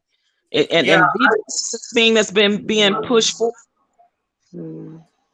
I Well, was those are just actually, some weak uh, women. I would just say that yeah, those are some weak women. And ladies, the National Forest is not an address. Okay, I get that, but if this dude is living in the National Forest, off the grid, where's the deed? But yeah, these National Forest dust balls are really junking up the forest. So yeah, that's a problem. That's where Yeah, they're and they're and going and going to different he forests. has he has a so one young lady that was in his harem, she got out. She had a baby by him, but she got out, and she's talking on a lot of these YouTube platforms, now that she's out, and she's talking about how STDs is being passed around amongst them now, because the Nature Boy guy, not only is he with all these different women, he now word has it he sleep with men too. So Allegedly, yeah. he Are you serious? supposedly, oh yes, Oh nature Yeah. boy, yeah. yeah, That's the yeah. big And thing. and That's the now big he's thing black supposedly men a don't bunch of want. them, Yeah. yeah, a bunch of them supposed to have herpes now, from what I've heard, like a bunch of the women. Oh yeah. God. I Yeah, told yeah. you when I was on Clubhouse, a lot of black men tried to push on me that it's better to be in a polygamous cult. I mean harem than to be with a white guy. And I just said, "Excuse me?" I just said, "Are you What? insane?" Yes. Why? You know me. I personally am a very religious person, so I said, "Oh no, Yeah. please, that's an affront before my God." I don't serve a God who would say it's better for me to be with a bunch of people who don't share my religion than for me to be with one God God fearing man monogamously. That don't that's not sitting right with me, and it's just a culture. And getting back to the topic of interracial dating, it's horrible when it's horrible when you I mean when we talk about fear mongering behavior, it's so shocking how we can actually sit and say this is the culture we actually come from and live among, and yet they think that, a couple of advertisements is fear mongering. That no, what's fear mongering is that you live in a community where dating 14-year-olds, and if you talk about it, will be called, oh, you're breaking down the black man. But I'll be honest with you, whenever a black man who has some money actually gets accosted, gets accused with these younger women, when have they ever actually gone to jail? And I don't but know. people, they've never, because it's a constant deflection of responsibility, a constant deflection of charges. And you need to, and I'm honest, I think our culture, especially us younger women, we need to honestly just put our foot down and say, look, I understand there may have been false charges in the past, but not all of these charges in the present are false. It's a 14-year-old girl. What was this guy? DJ Vlad just had a video with public announcement. R. Kelly's old group, and Oh yeah. they were literally talking about how, and these are some 50-year-old guys. They were talking about how what really broke them up between R. Kelly, and they were talking about, oh, how they came on the bus one time and they saw R. Kelly fooling with our Aaliyah. Yeah. I You saw saw it. that. Yeah. That Oh shit my God. hit wrong That guy points. was disgusting. Yeah, go ahead. Go ahead. Yeah, talk about it, Brent. You've been wanting to talk. Oh no. I was actually tonight I was going to the Brother Polite thing because people had asked me, but when I went on YouTube, everybody's talking about him. I was like, and I just wasn't in the mood. I didn't even want to talk about, this sex cult and children involved, and what's crazy is having this many wives and you got to get the children too. Is your sexual desire just not fulfilled? You got to, I don't know. It's bizarre. That's sexual deviant behavior, isn't Yeah. that's a deviant behavior sexually, when you impregnate your girlfriend or your wife that you're in a polygamous already relationship with, and then you have your own child by her, and if she's a girl, she's in trouble. And I heard these women are grooming their daughters to sleep with these men and stuff. I don't know how much of that's true. But I was watching YouTube today, and they were saying, there was some guys saying, and I think it was that one lady, Big Talk Bougie Walk. I was listening to her thing, and she had some guys that were talking on a video that were saying that they were grooming these women for that type of stuff, and their daughters and stuff. And it's like, wow, you put your daughter through that. And I don't know, these women are brainwashed. And you look at some of these the Nature Boy and the Brother Polite and stuff. I mean, some of these women are very beautiful too. It's like you get a man that loves you, that not going to abuse you. You know, I don't know. It just, but But cults are. Brother Polite hasn't married any of his women. I heard that Nature Boy married some of his but brother, yeah, and they actually Nature Boy is so funny. I just saw a video. He's in Vegas, he's just living it up, living a dream, him and his women. And Brother Polite, they were there a few months ago, and I saw a video with him and them, like, you know, walking to get in his I think he got a Rolls Royce, walking to get in his Rolls Royce.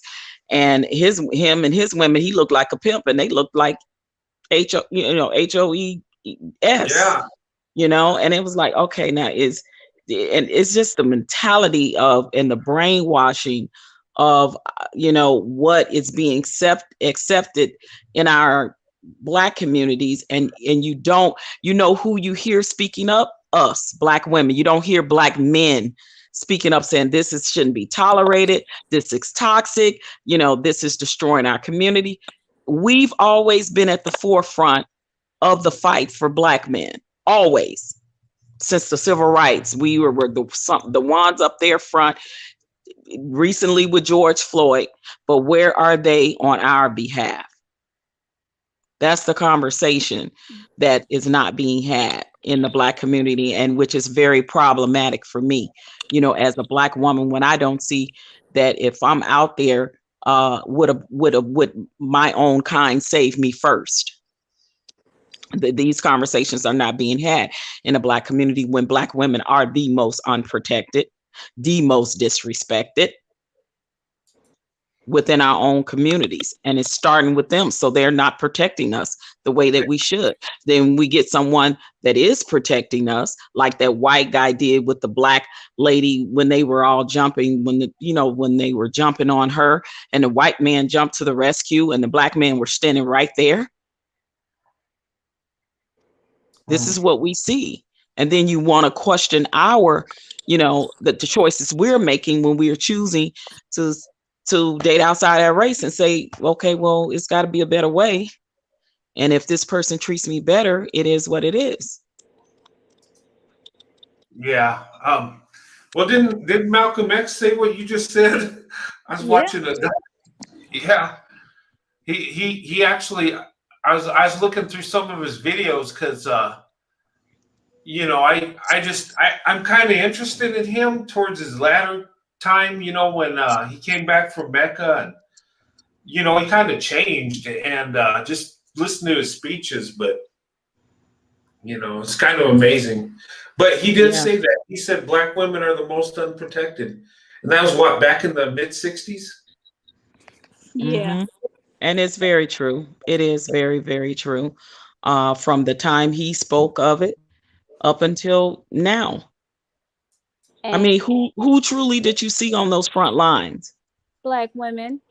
When that happened with George Floyd? Yeah, Black men were there, but I mean, who did you really see in the forefront fighting?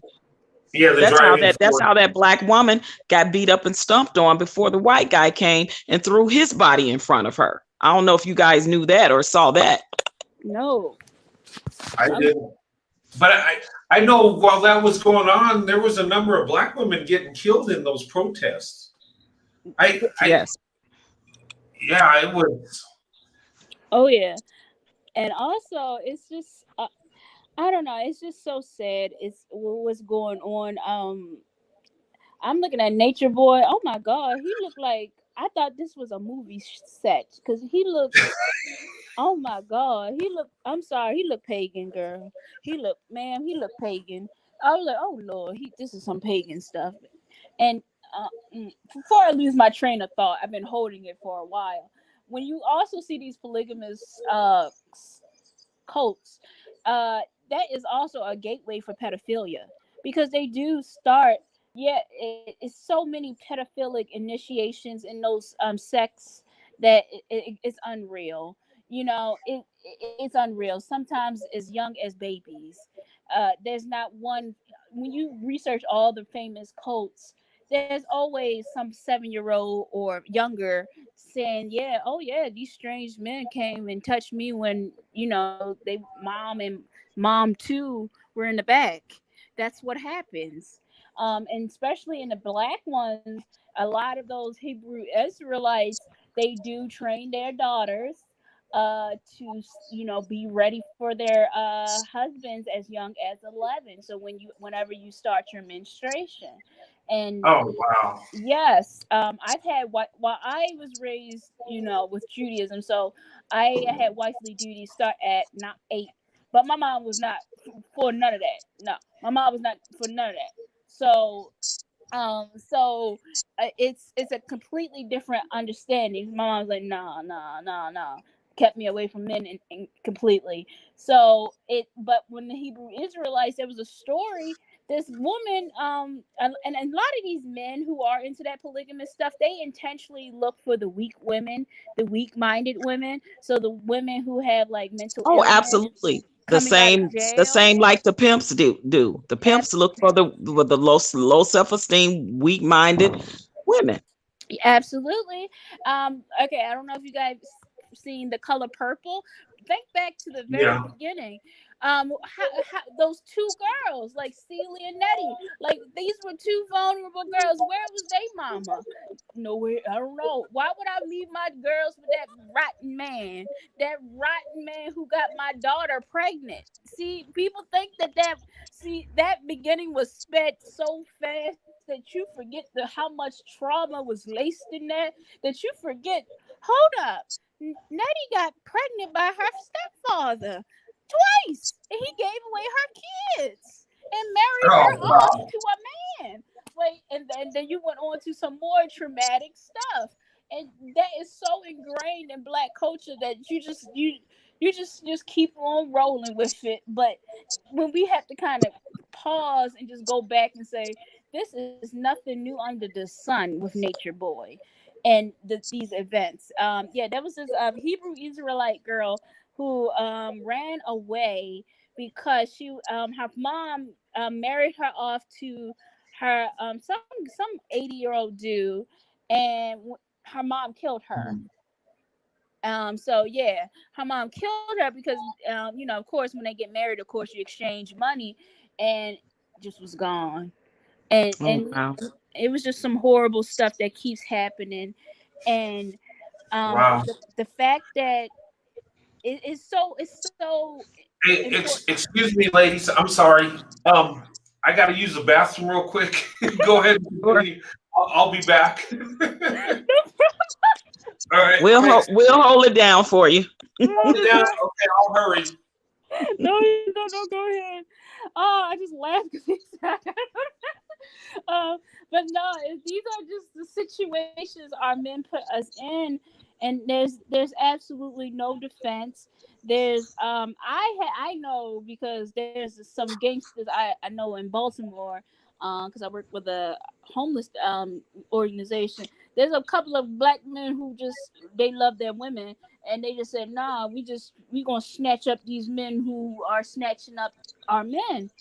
And unfortunately, this is where I stopped being I stopped being in the black studies major, because quite frankly I got so depressed looking into African history. It's always black people selling other black people into slavery, sexual slavery, cults, stuff like this. It's always happening, and I just like, okay, I can't live in that Wakandian daydream no more, because this is Yeah. We know the history of, definitely the part of where, Africans sold their own people. So yeah, absolutely. But this is what I say now, that our black men can't keep using excuses, blaming the white man anymore yeah. for their choices and their situations, when they could have made better choices and their situations would have been better. If you want change, you have to change within yourself, and only then will you see change. If you do not do that, then you're going to keep getting the same results. And that is insanity when you keep doing the same thing and expecting different results. That is called insanity. So Absolutely. Black men, you cannot continue to say that the white man is holding you down. The white man is holding you back. The white man, there is no excuse for the reason why a lot of Black men are making the choices they making, doing the things that they're doing within their communities, to their women, to their children. They are making these choices. Period. Point blank. Absolutely. If you Because cannot control yourself, anytime the Black woman can come up from being a single mother, raising children, go to school, get her degree, get a great job, then start her own business, there is no Black man can come to me with the bull crap excuse of the white man holding them back, because they sure wasn't holding me back when I did what I did. When I, as a single mother, had to get out there and educate myself and build myself up to a point where now I can have a side business and I got this and I got that. But look at the cost that it costs us, because it costs me so much. And even as a single woman right now, holding it down, realizing I don't even have a man, period, not as long a Black man. I don't have a man, period, right now to protect me if something happens to me. So guess what? Patrice had to go out here and register and go to the gun range and get certified to get a gun to protect herself, because there's no man right now here to protect me, and I'm here alone. So we are the most unprotected. And that's why I'm all for, if you're a single woman, protect yourself, go to the range, get a gun, get licensed, get certified, know how to carry yourself when you have to be out here in these streets, because we are the most unprotected. We are the most disrespected. I agree. I'm literally 2 weeks ago arguing in the clothing store with a Karen. Now I'm in I think it was Dillard's, and I'm going through the aisles. This woman is in the middle of the aisle with, she got a mother and her auntie blocking each end of the aisle, because she's in the middle of the aisle changing clothes, trying on clothes, because she didn't want to go in the dressing room. And this is a Karen. And I'm trying to get down the aisle and they're blocking me. And so I look and I see her in the middle of the aisle, literally trying on outfits, because the line was long to go into the dressing room.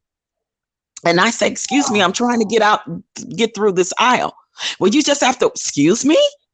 Like, you're in the middle of the freaking aisle and you're going to tell me that I have to wait?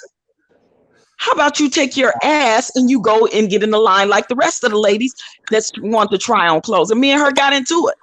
And she went to, that's why, she said, that's why you people, you, and I said, you people? So you're going to use the you people? You should have recorded her. I should have recorded her. Yeah, hey, Patrice, you should have recorded her and I could have made a video on it or something. Let me tell you, it happened so fast, because she started raising her voice, and she was she was like, I could tell she might have been fresh out of college, maybe. She was like in her 20s. And so now she's called, I'm the old lady and this and that. I said, let me tell you something about this old lady. I said, if you get in this old lady's face, you're going to have a problem. I said, and you can stand right back there and talk all crazy like you want to, and be a Karen and call me you people if you want to. I said, but you're going to have a problem if you come in this old lady's face. How about that?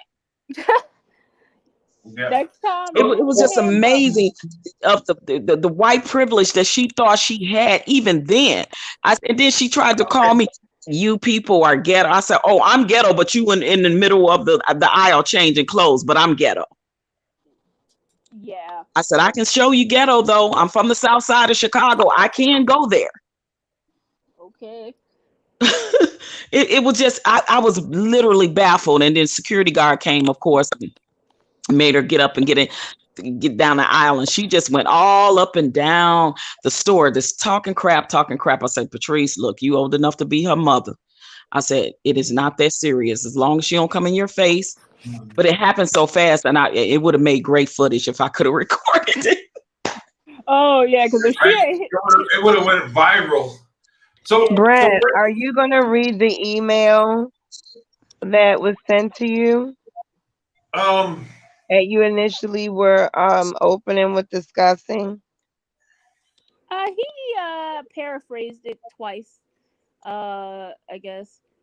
What? I Okay. didn't get it. What? I What? didn't get I didn't get what Okay. You know that what? when What you email? started your live, you said someone sent you an email, but you didn't want to get into it too much detail. But Oh. I don't know. It was an email where someone was you were replying Oh. back Okay. and forth. Is that Oh. Okay. I thought you were talking about somebody just sent me an email. I'm sitting here. no, no. Did you send me an email? No. Somebody went on and sent an email I and didn't know what the topic was. I didn't know what the topic of discussion was the right topic now. for this live. Yes. Yeah, the topic was black men and white women are the prize. And what he was saying is that black men are more desirable because I guess with black women choose black men more, and that's true. And he was saying that black men date more white women than us white men date black women, which is also true. The stuff he was saying was true, and that's why I made that video that they're the prize because they're the most desired. And he said they're the most desired. But going on what he said, okay, you're right. And white women are the most desired because they date out more than white men do, and us as white men hold them up as the prize, and black women hold black men up as the prize. That was my point, and that's what I see, and that's what I believe to be true. Not all, but the majority. Does that make sense? Yeah, I got it all. I Yeah, came in like I'm not mid saying, part when you were. So yeah, I got it. Thanks. yeah, going with the information, and he was telling me that, and I was agreeing. Going with what he's saying, and those stats are true. Okay, so according to that, you're the most desired because you're dating more, you're marrying more, and all that. And I was agreeing. I think he was trying to get under my skin because he's like, I got facts. I want to go in on this guy. I think that's where it was going. So I made a video about it because I'm like, okay, you're the prize. But when it comes to white men and black women, it seems that we're the workhorses of our community. And, and I think that's why our marriages are more successful. Okay. That was just my point. Now, I'm not saying white woman's a prize. To me, the black woman's the prize. But I'm just going on the data he was giving me, the statistic. You know what I mean? So even though it was an insult to me, I respected that he was telling me facts. And I'm just, to me, and I think of a different way. You can be the prize, but me, I'm thinking strategic. When I was dating and met my wife, I was looking for a wife. I wasn't looking at how many women I can hook up with, to where this guy was going in that direction. Yeah. So that's what I started out with, and I was just talking about it back and forth, and I will talk to people that disagree with me. I will anytime. I got no problem with that. Someone can email me and talk to me about how interracial dating is wrong or whatever they want to say, and I'll listen to them and I'll talk to them. But they're not going to change my mind. April, So I told Brent he should have Got invited him on the panel, got yeah, right. you. because men like that, they'll do that, I remember you saying that. Okay. yeah, And that was that would have that been was the whole. interesting.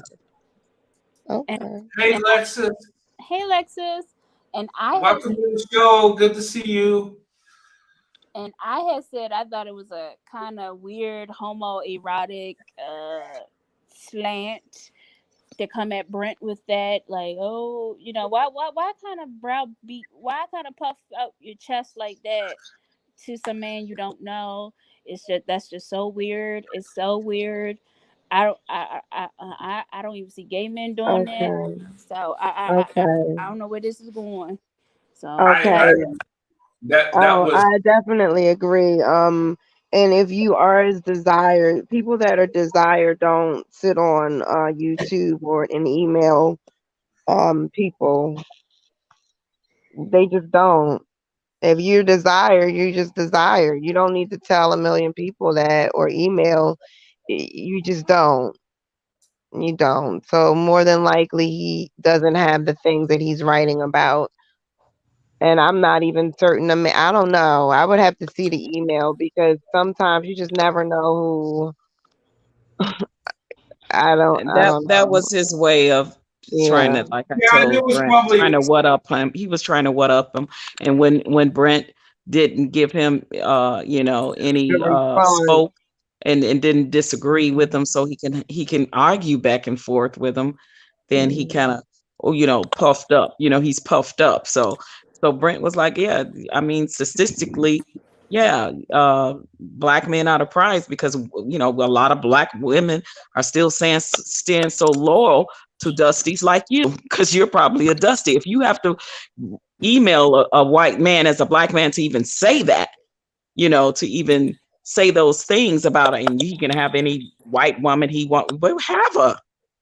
You're trying to puff yourself up and one up a white man when statistically you really can't on an economical or social level. So pretty you yeah. much. continue to be delusional. You know what I think it is I think he was trying to get me stirred up because some white men will get upset if you say, well, I can get with white women and all that, but I mean, saying it to me is like, okay, go for it.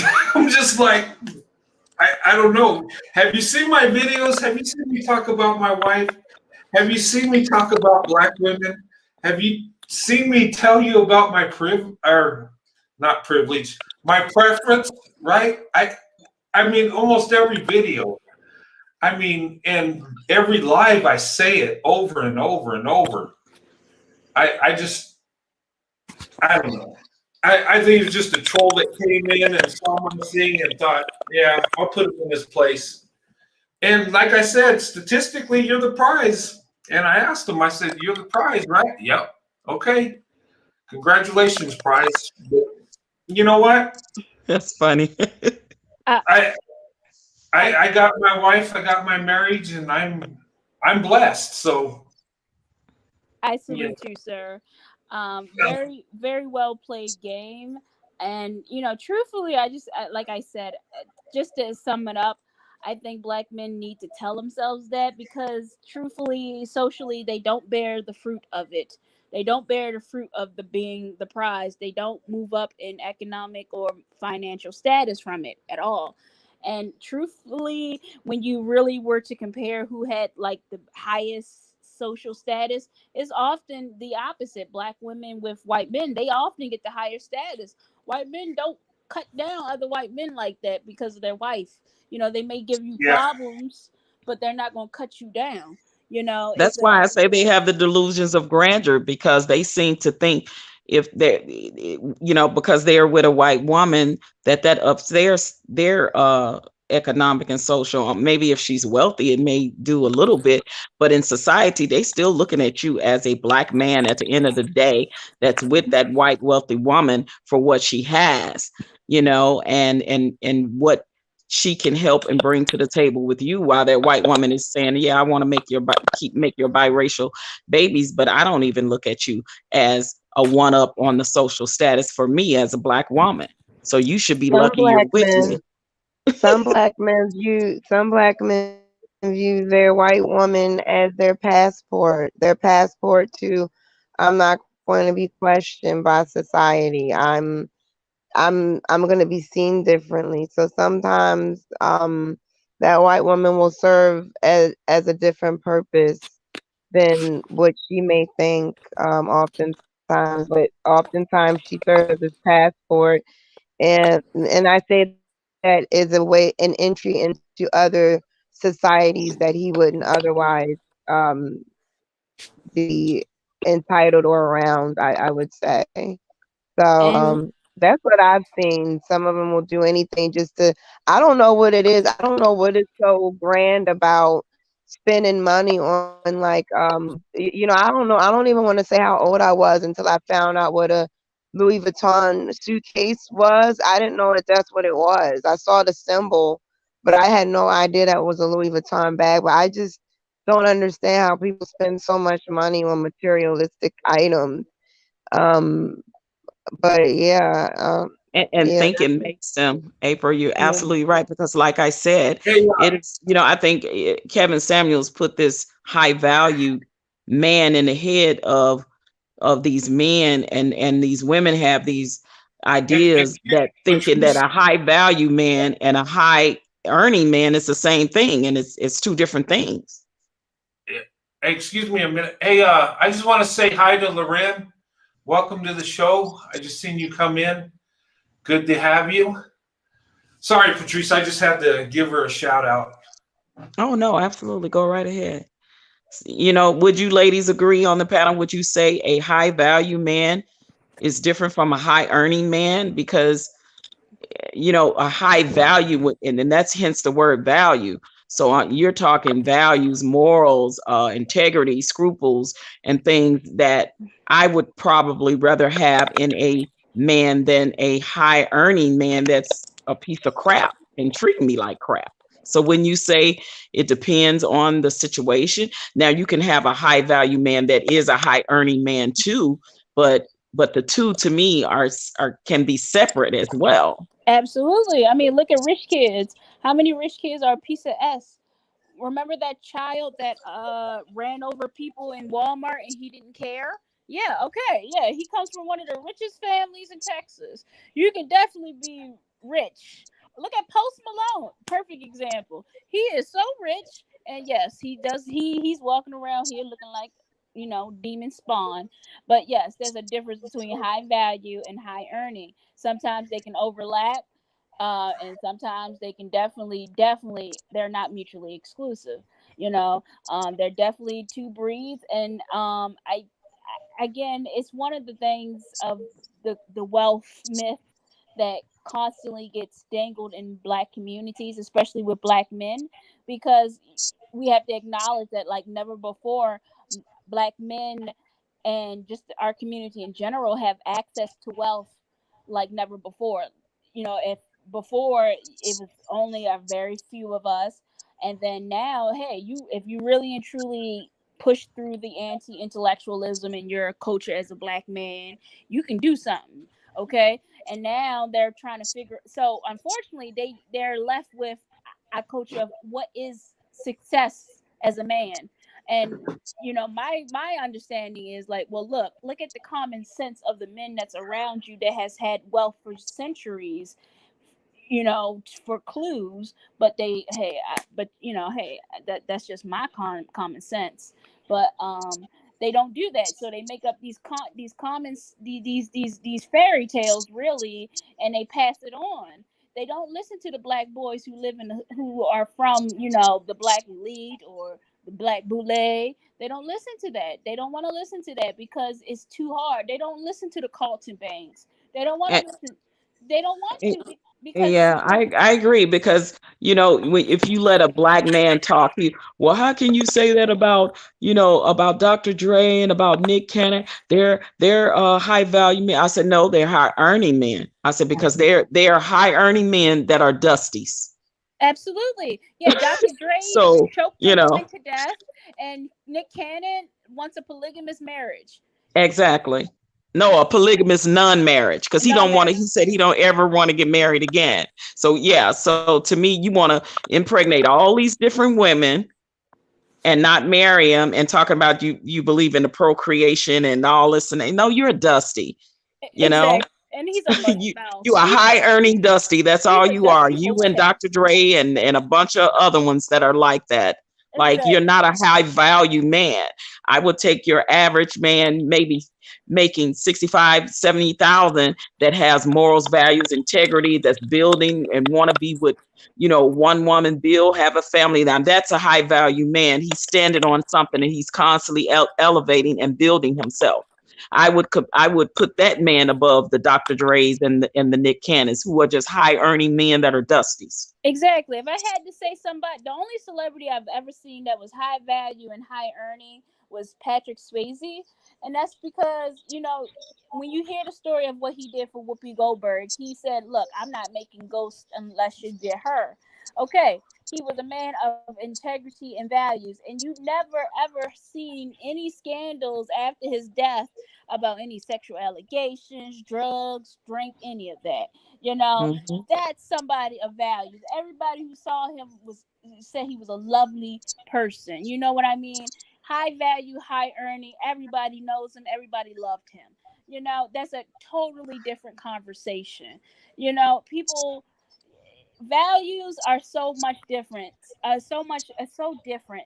That's who's gonna give my mom always taught me this when it comes to dating, even if it's casual sex. Like, hey, don't ever be with a man, even if it's casual, who you won't mind having a son being just like him. So yeah. Okay, so when you think of high value men, you got to think of, okay, if I had a son, like, who is the guy I would not mind having his children with? Exactly. Who is a man Yeah. can fit the role of provider and protector. Since we are the most unprotected women in the world, there are a few things I think Black women they need to have these qualities, whether you are where they need to have or not. Okay. And they need to stop choosing the high earning man, because he earns more than the high value man, but he's gonna be the one that treats you like crap. He's gonna be the one Yeah. that you take so much crap off of. But you're saying, well, he has a lot of money, but you're not happy, you're miserable. Absolutely. That money can only buy you comfort. It won't buy you happiness. It won't buy you the morals and values that you should have. He probably won't treat you right. It doesn't. You know? It doesn't do That- anything. I grew up middle class, and it was horrible. You know why? Because most of my conversations with my mom when she was like in between meetings happened over the phone. I had pressure to succeed in my elite high school. That life is not what it's cracked up to be. Why do you think so many kids hate their parents? I got a car for my 16th birthday, and I gave it away to my brother. That's how spoiled, because I was just so dissatisfied from the lack of relationship I had with my mom. I just gave it away. It's so much deeper than that. And people, I think people of all races, take a closer look into the lives of the rich and famous. It's not what it's cracked up to be. It's not glamorous. It's not glamorous being forced since you were 5 years old that the pressure of your entire race is on you. Oh, don't be like the ghetto people. Don't do this. Don't do that. That's horrible. How do you do that to a child? How do you push that onto a child and tell them that you have to do something? And if you stray away Yeah. and do something like that, oh, you're a disappointment. That's horrible. Yes, absolutely. So this is why a high value man matters, because you know what? A high value man for Black women will not let another man disrespect you. He will defend you. He will provide for you. He will be Yes. more cognizant of the social situation that he is in because he's with a Black woman. And that high value man is that nerdy guy that sits alone in the room that nobody pays attention to, but he's so freaking smart. And when he grows up, he's gonna be a rocket scientist. And then you go for, the football athlete star that's dumb as a box of rocks. But he'll end up maybe making it to the NFL and making a whole lot of money. But he's so messed up in the head. He's beating you, verbally abusing you, but you taking all that crap, So yeah, just make better choices. I just got to tell the topic. Loren asked me the topic for tonight. The topic tonight is Black men and white women are the prize. That's the topic. And it came from an email that I had a back and forth with a black man. Well, I think it's a black man. I don't know. Who knows with YouTube? But he was stating that how black men are the most desired, and he was telling me how he can have more black women and white women than I could ever have in my life, and it just went from there. And I agreed with him. I said, yes, you're the most desired. Yes, black women are the most race loyal. So obviously he'd get more black women, and white women, more white women date black men than white men date black women. That's facts. Those are facts. So I agreed with him. Yeah, you're the prize. And I just made a video about that, and it just took off. But that's what the topic was about.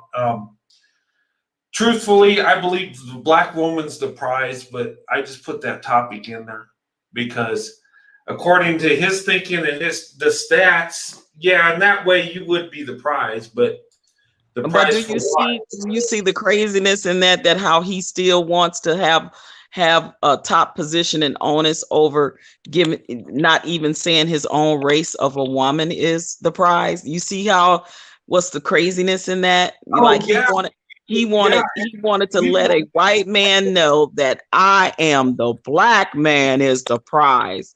You know what I mean? Instead of being man enough to admit as a black man to say our black women are the prize.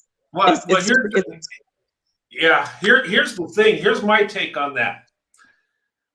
I'll agree with you. You're the prize. Go ahead and be the prize, and I'll be searching for my prize, and I'll find my wife and be married happily ever after. Which I found my wife, and I've been married over 27 years. So I found my prize. My wife is my prize. But those guys, I think, that are the prize end up by themselves being the prize. That's just, what I think. Or they're with women, multiple women, living a miserable life, because when you're the prize, as a man, when you're the prize as a man, how can you respect a woman? How can you see the beauty and the blessing that a woman brings you? I mean, the Bible tells us that women are a treasure, that women are worth more than precious rubies and stones. I mean, it don't say the man's the women pursue a man. It's backwards. It's weird. But the men like him that are out there, make sure he let you know as a black man to the white man, men that are like that. I just lost my train of thought. Men that are like, I don't know. I lost my train of thought. Somebody else go back. I'll get it in a minute. Okay. Hey, Loren, welcome to the show. Hey, everybody. Hey. That's Loren. Hi, Loren. Hi, Loren. It's just how do you pronounce your name? Is it Laren? It's Loren. Loren. It's Loren? Mm-hmm. Yeah. It's pretty. Patrice, it's just a feminine behavior because it's positioning yourself as the damsel of distress. Nobody else is more important than me. All eyes on me. That is such a feminine trait. That's why it's weird, because most men, like I said, not even gay men position themselves as, oh, you gotta love me, honey. I'm like, no, it's just feminine energy. It's not even feminine energy. It's like toxic femininity energy, because you want to be the damsel in distress. You want to be the princess. No, actually, that's more appropriate. Damsel in distress when they're complaining more about their issues and how they're the most problem. They're the only ones with problems. And then it's more like princess, like, oh, I'm the princess. That's why they snatched the attention away from black women. Oh, I'm the princess. When, traditionally speaking, you are supposed to honor the women more, because women, and this is where I argue with the Dusty Hoteps, because I'm like, look, if you're talking about African culture honors the women, because you're talking about if it's pre-Islamic African culture, definitely, because they worship female goddesses. So pre-Islamic culture and post-Islamic culture, both, yes, they honor the sacred female. So I don't know where you're getting this. Like I said, slightly homoerotic. Definitely. All eyes on me. Princess behavior. All eyes on me, and it's so. And you can say it's because it's a culture of fatherless men, but it's actually something that they actually like being, because when other older black men have called it out in the past, they've said, oh no, we like this, and it's just weird. It's just weird. What can you say about it? That is very weird. That's very weird. And I can't believe that Brent, he sent you an email and you had a back and forth with him about him Yeah. being the prize. Yeah, because he was trying to say that. Well, he was saying that he could come into my community and date all the white women he wants, and I'm like, yeah, you can. But it was just weird. And then he was saying that I can have more black women and white women than you, and I'm like, yeah, you can. But I've been married over 27 years. The thing of it is I mean, I'm not even competing with you on this. Yeah. I mean, but even if I was, yeah, you're probably going to get more than me. I'm, when I was dating, I'm traditional. So, when I was dating black women, I was actually looking for a wife. I wasn't looking to see how many I could get with, or, it was just a different strategy, I would say. But I think he was just trolling me, trying to get me stirred up. Yeah. And I just agreed with him the whole time. And He was definitely trolling you because men that can get whoever they want, if you're so in a lesser position than he is, then you shouldn't even be a threat or a thought to him, right? yeah, so why would you even? Why would he even care? But And why would Thank you, Loren. That's where I had forgot my thought, and I was going to say that, like most Yeah, men that are why on a would you compete with a 52-year-old married man? I mean, seriously? I mean, it's an easy win. Okay, yeah, you're more desirable.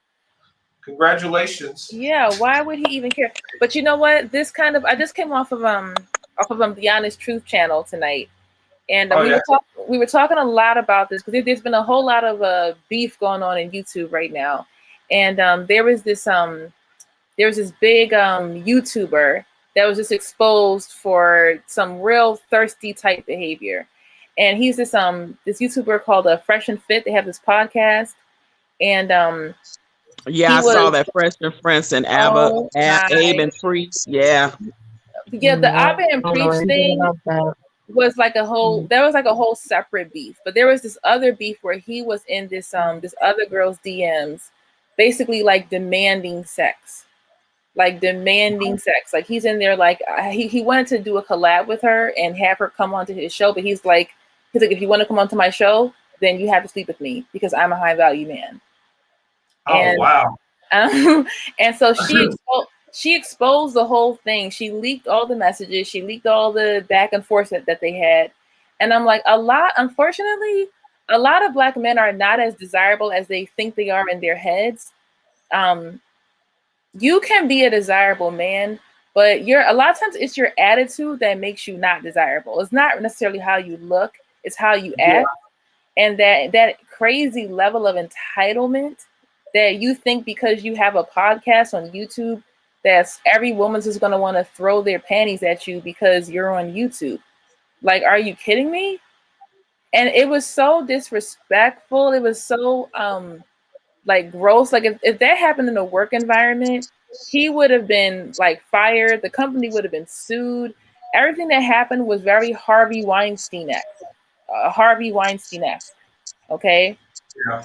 That pay for play. You do this for me. I'll, if in exchange for a sexual favor, I'll do this for you. High value men don't have to move like that. So a lot of the men in these spaces are just very delusional, and they're listening to They're listening to men like Kevin Samuels, and they're overthinking it. That's the other thing. They don't know how to read. They don't know how to read the room, and they're overthinking it. They think that like their high value status means women, like, I don't know. They think that things happen like they're in a movie or something, and women just throw So, some cement Loren, or something those like that. they're not high value. Loren, those are not high value men, and we were just talking about it's a difference Yeah, we know. with high value men and high earning men. Two different things.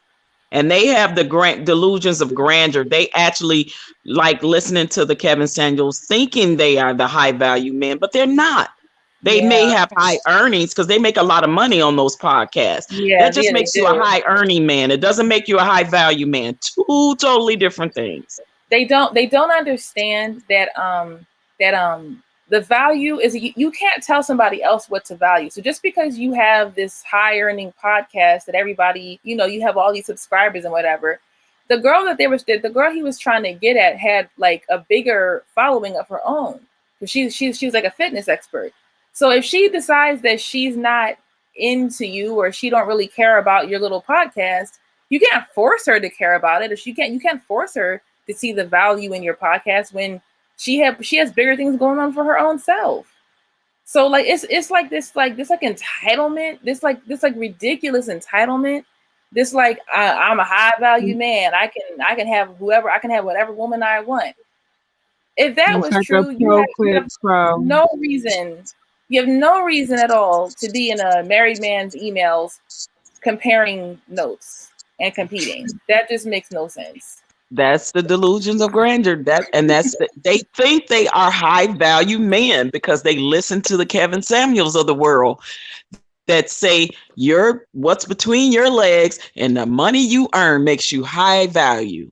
Not For doing the bare minimum. not For doing the bare minimum. You're supposed to go out there and make something of yourself. You got a job. Good.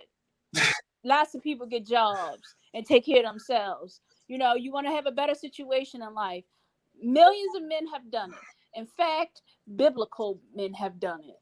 Next case. You know, Chris Rock has made stand-up about black men's mentality about this. Always wanting praise for what? The bare minimum. And this was almost 30 years ago, this stand-up I'm talking about. And look, we're seeing it live and in action. Wanting praise for the bare minimum.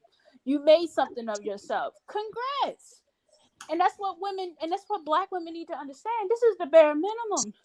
Make you a man be having a job where you are now have a lifestyle. I hate to say this, but congrats. Because other black men from around the world have been able to do so. Okay? Every man from around the world is able to do so all the time. I wasn't going to compare them to their own other races. But it's true. But I'm gonna be real. I was like, it's true. I'm like, look, you know, your black Muslim men from around the world, they've been able to do that for a while. You just started having a coin purse. Don't act like don't act like you special, son. You dealing in a world where you're dealing with men who've had wallets, okay? They got votes, okay, of cash. You just got a coin purse. Don't act like you the new you richy rich. You got a coin purse. These kids got credit cards, Cayman Island accounts. You know. Yeah, you got a piece of the pie.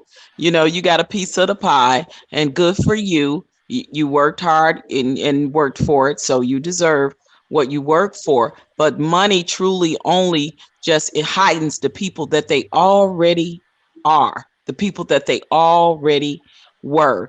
They were probably those type of mentality of men before they got the money, and the money just made them worse.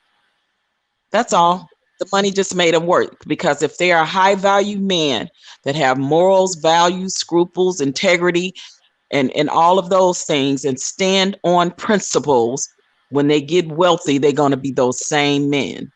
But men that come from the lesser of the values of who they were before they got the wealth, when they get the wealth, it just heightens that even more. The mentality don't change, because a dusty is a mentality. You can have all the money in the world, like the Dr. Dre's and Candace and still be a Dusty. That's a mentality. But the value and the morals and things of the man, that's the soul of a man.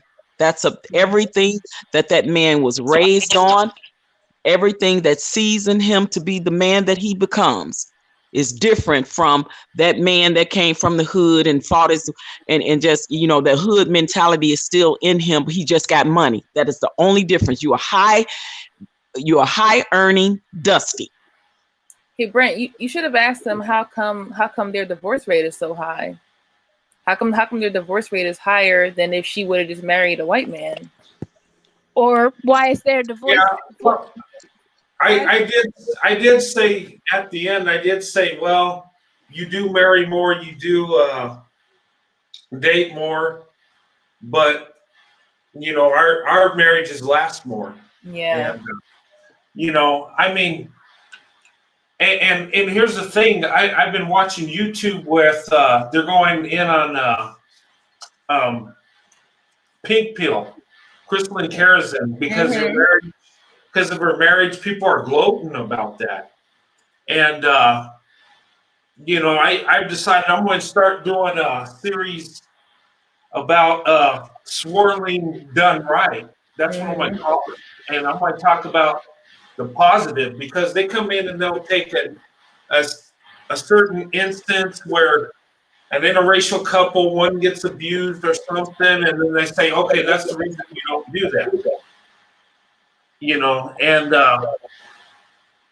them going in on her. She actually joined our stream tonight on the Honest Truth channel. Who joined? Yeah, it was a really pleasant surprise.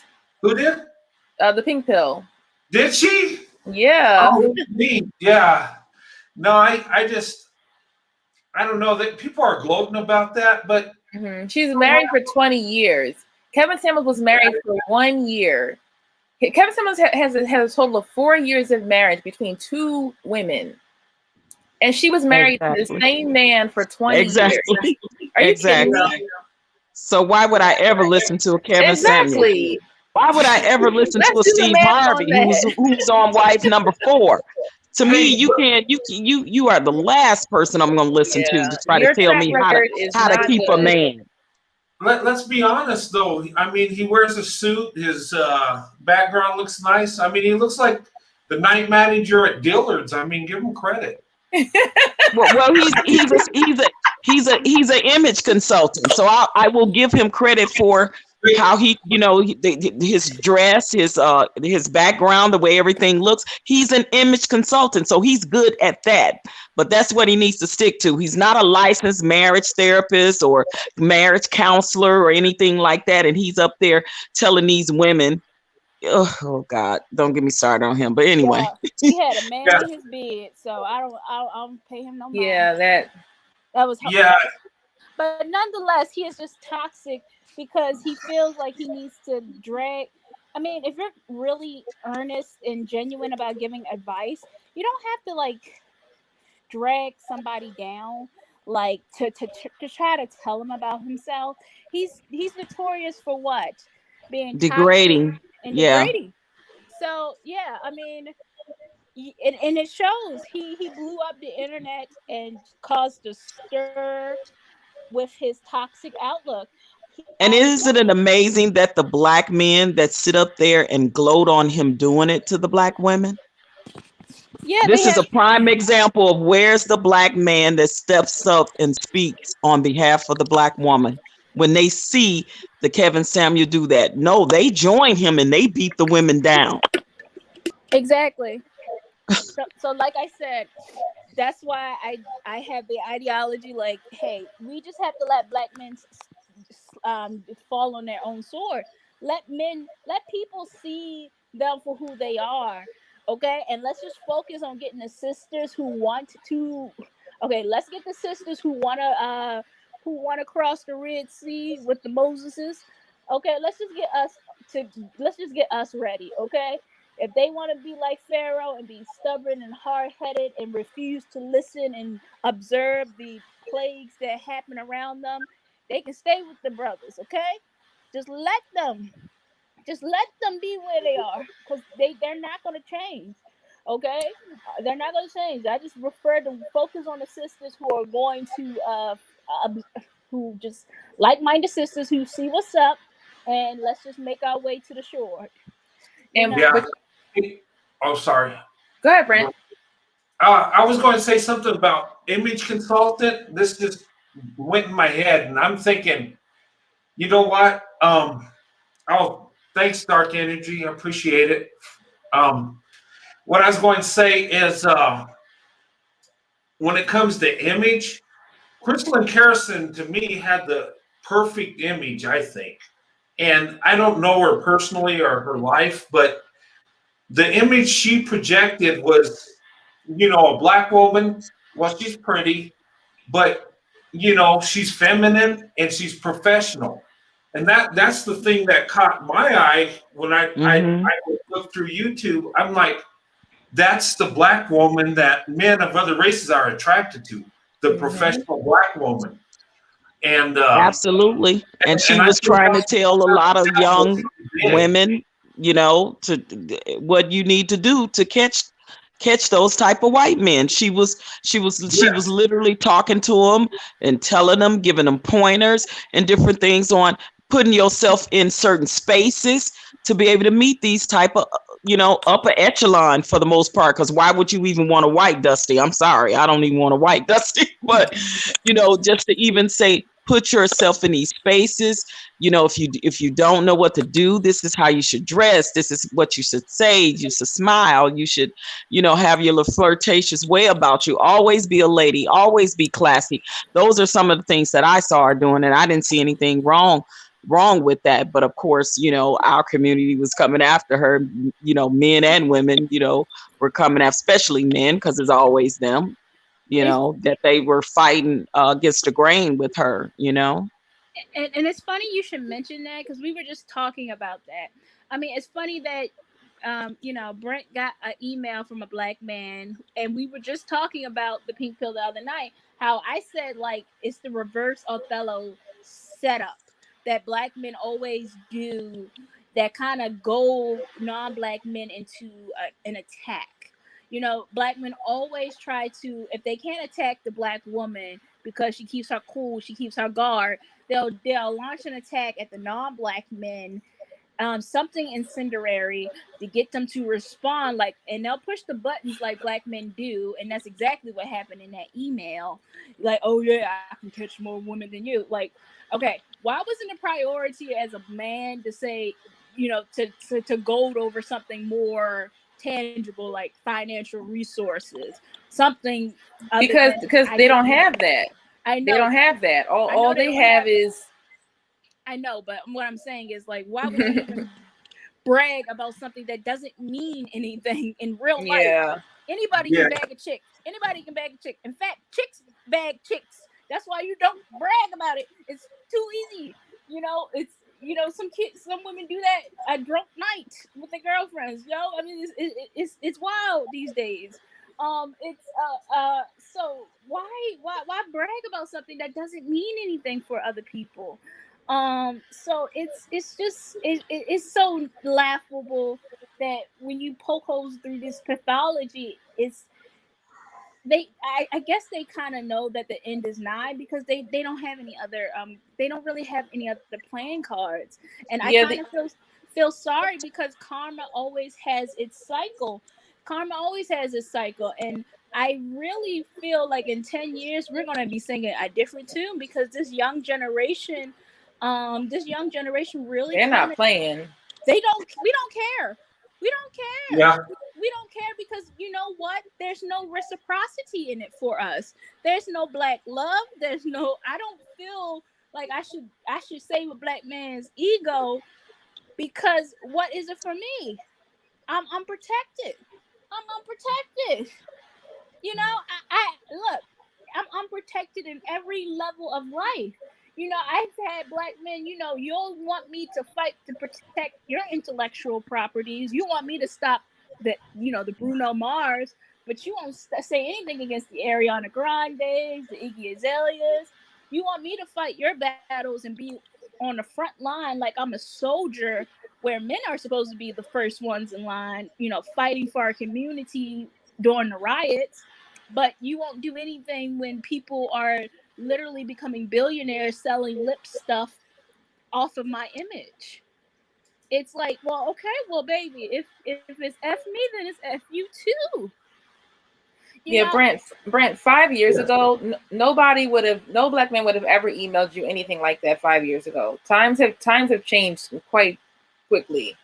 Times have changed fast. Like nobody would have sent something like that to you 5 years ago.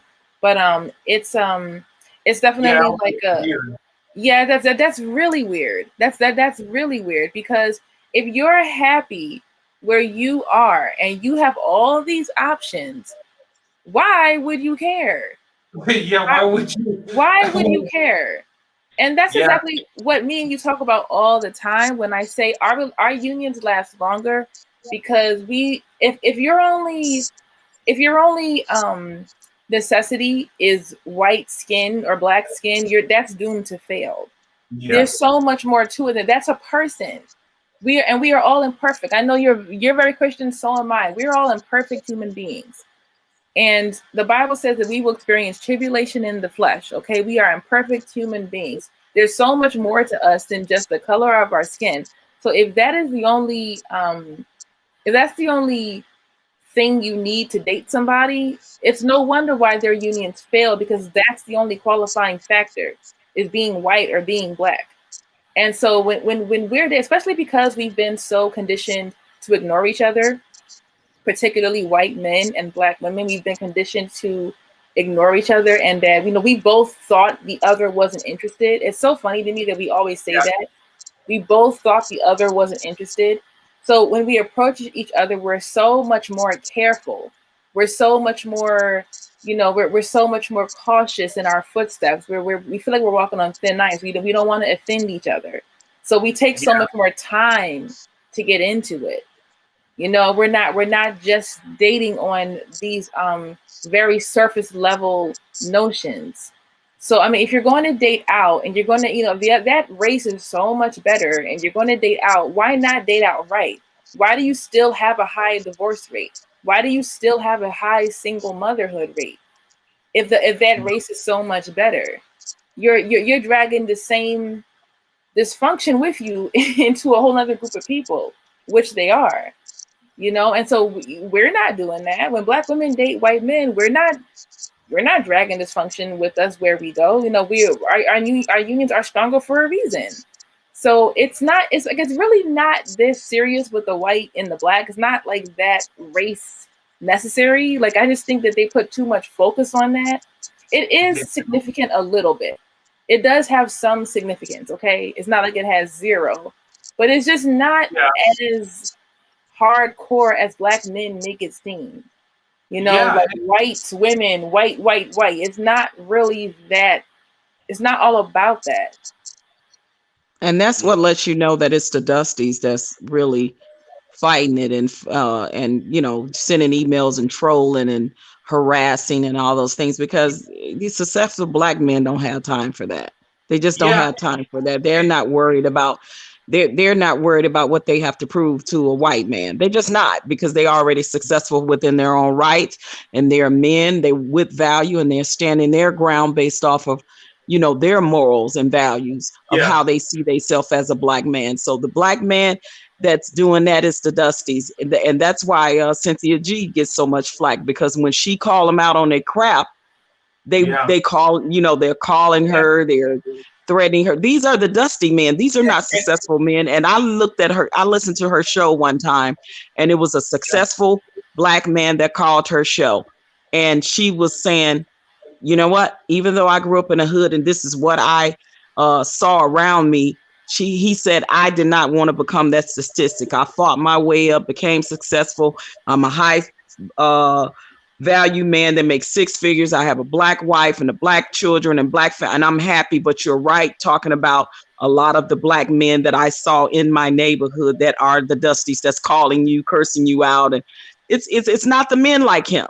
So he basically was saying to her, you know, I just wanted to say that it's good that it's coming from a black woman, because he Yeah. say it's hard for a black man to tell another black man that. So like these men need to hear it from black women, and they can't stand that now they're hearing it from black women.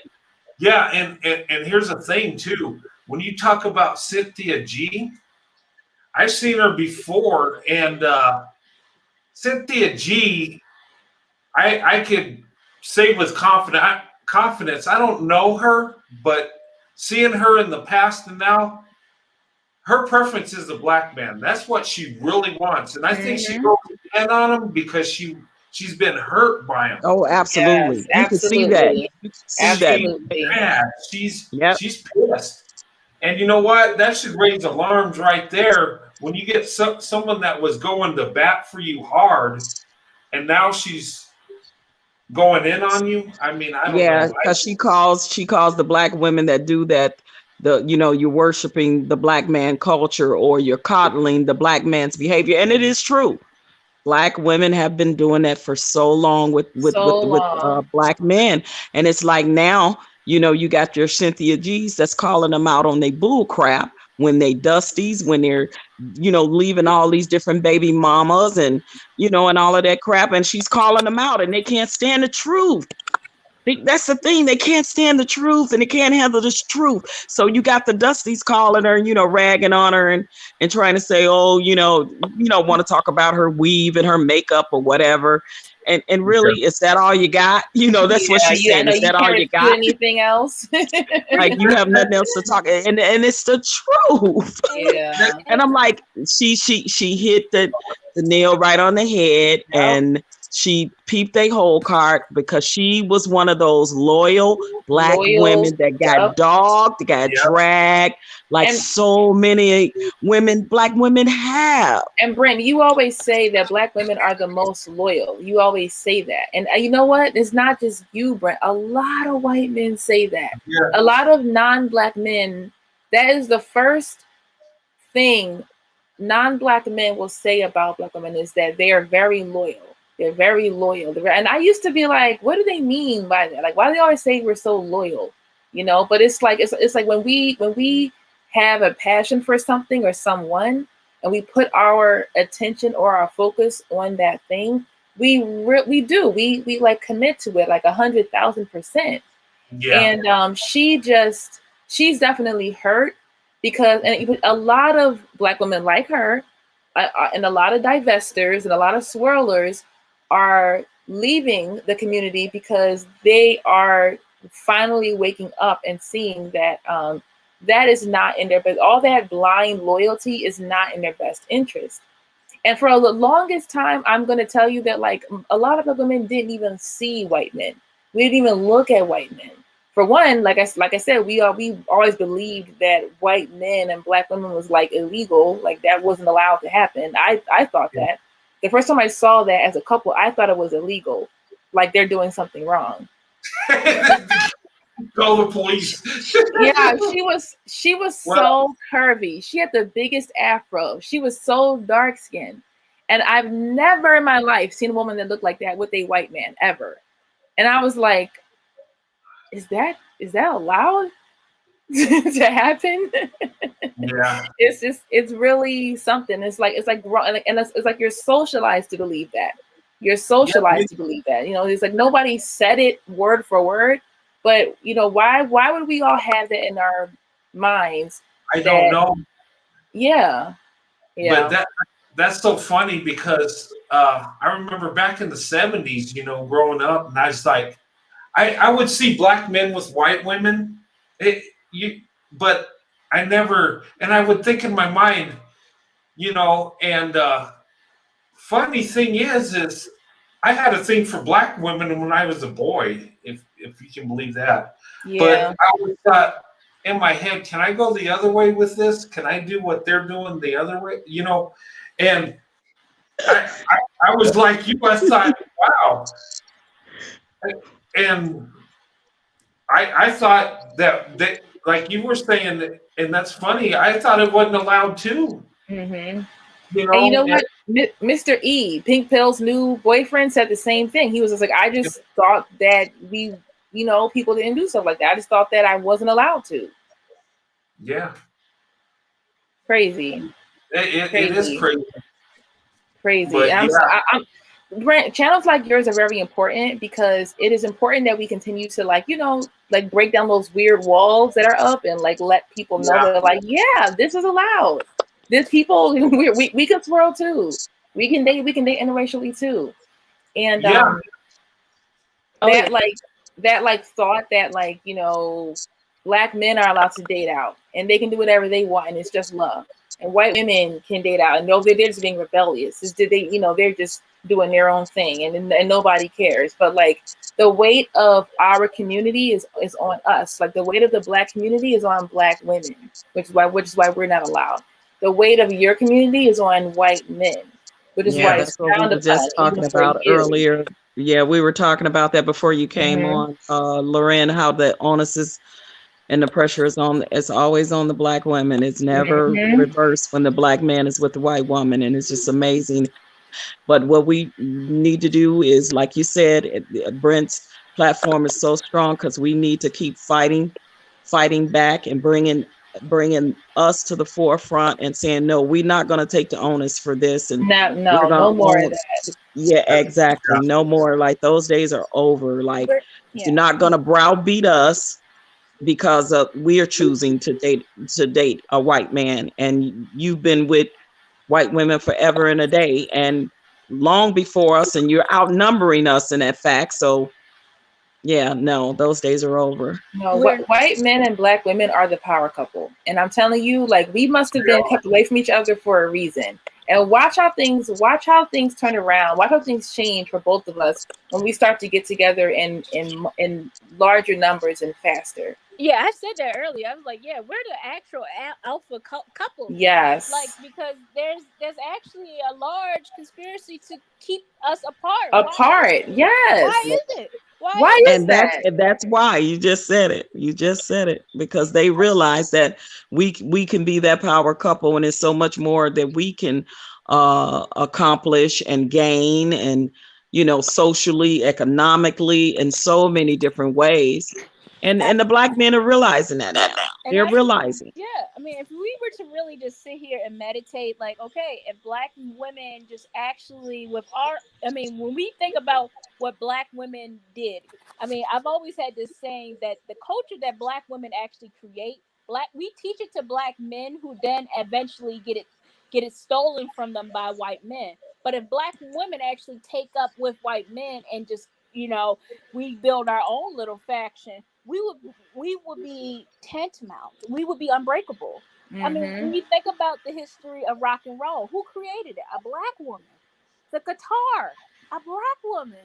So imagine that. If you start from there, oh my God, you would be impenetrable because you would be right connected to the source. And like I've said before, white people don't cut down their own.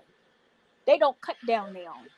No, you got a girlfriend, a white girl a black woman who is some crazy hidden figures type level mathematician.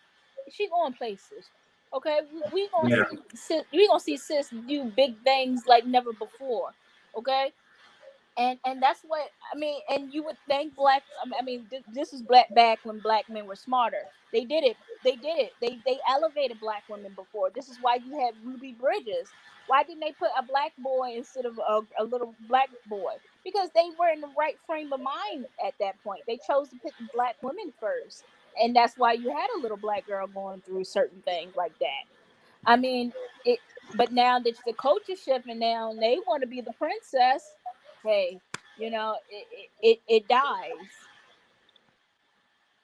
yeah, Brent, the only reason why he emailed you was because he was threatened. That's the only reason why. That was I'm threatened at your channel. I'm threatened at your message. I don't like your message, and he probably wants you to stop. yeah, probably. But I'm not that huge. I mean, But that's the thing. You're see small. that he's afraid of that. He's afraid of you getting any bigger. Yeah, and you getting this message out to all these black women, and they coming to your platform, and they having these conversations. You wanna know why, Brent? Because you're an average white guy. That's why you're more threatening than like a fine, suave guy, because he's afraid that you're gonna speak to the average white guy who's gonna say, yes, oh, I'm average too. I'm just like you. And then boom, it's gonna spread. I'm like, Mm-hmm. because it doesn't make any sense. But I'm like, I mean, I Yeah. don't find you unattractive, and I'm not saying average as in like demeaning. Like, no, you put yourself out like I'm just average. No, I get it. Yeah, so yeah, but I'm like, yeah, you wear your hockey stuff. You wear you put yourself out there like an average white guy actually does do. Like, yeah, I'm just an average dude, and that's But an actually average white guy that is uplifting black women, which is Mm-hmm. something that we don't even see our black men doing anymore for us for the most part. So to me, Brent is a high value man. me And too. Brent is a high value man. We can all agree on that. Brent is a high value man. And another thing is, Brent, Okay. you wanna know why? You are a Christian man, so Yes. the fact that this is Christian, I was like, oh honey, you about to get some sisters from the church, which is Family another values. which is another mental hold on black women. The church, the black Yeah. church. Yeah, if you convincing the sisters from church who want a lawful Christian husband, and you bring them some Christian white men, oh, you about to change the Child, it's game. gonna be over, Brent. You about to, I mean that. I mean that. Yeah, it's serious. I mean well, that. more interracial relationships are happening in a lot of the big churches where they have mixed race, where they have a lot of black and whites going there. It's happening in the churches as well. You know what? That's the one thing that with black women I cling to too is the spirituality. A lot of them are women of faith, and I think that's me being traditional. I can connect with them. Like I've talking to some people on the channel, and I know black women like at church or that I work with, and they're just real awesome to talk to, and I think it's just two people of faith. We understand each other. Does that make sense? Yeah. And I think that's one thing that's going to drive interracial relationships, because you get people of faith, even though they're not the same race, they look at each other as people, Mm-hmm. and value them as such. Yeah. So That makes sense, because we connect on, we connect on values and belief systems. You have to have a system of beliefs and some sort of foundation that you stand on. Just the fact that you might earn a lot of money, like literally anybody can figure out how to earn a lot of money. Not everybody has morals, values, and standards. Not everybody has a system that they live by. Everybody doesn't do that. So it's just, like I said, it's just so much more to it than that. The race is significant to a point, but it's really not as significant as black men make it seem. They put like way too much focus and effort on the fact that they can date interracially, and but they don't give any attention to why their marriages are failing, because they don't come together on things that are important. And so if we both share the same faith, we both have spirituality, we both connect on things that matter, that are deeper than just two skin colors. Of course, those are going to be stronger, lasting unions. But yeah, this is definitely a wave that I think is about to happen, and I think black men feel it, because there's no reason for them to be in your DMs or in your messages at all, worried about anything that you're saying. Yeah, That's fear. you know what I think it is? I think it's like a strategy. I think I think there's probably a group of them that go in and say, you know what, we're going to squash this message, and we're going to hit big channels, little channels, just anybody. Maybe that's what it is. I don't know. I had another weird guy come in and start bashing my biracial kids, and I don't put my kids Wow. to, and that was even weirder than this thing.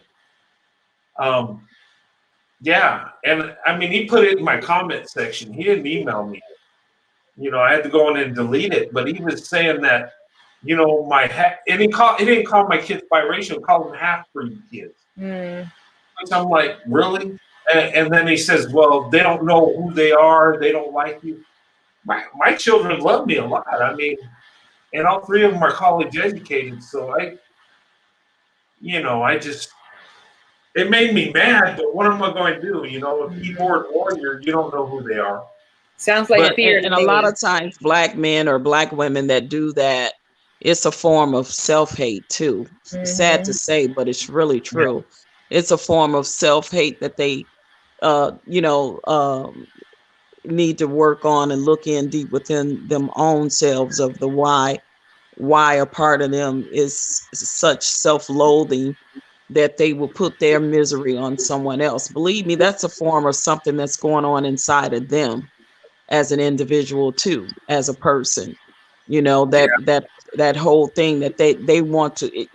What I've learned by being on YouTube and on all these social media platforms and discussing various things from race to religion to relationships, pop culture, and everything, is that if one thing in this last year and a half has taught, going through this pandemic and everything, that it has caused a lot of depression, a lot of PTSD, a lot of mental issues that is going on with a lot of people in their lives, because they had to actually look at themselves more now than ever.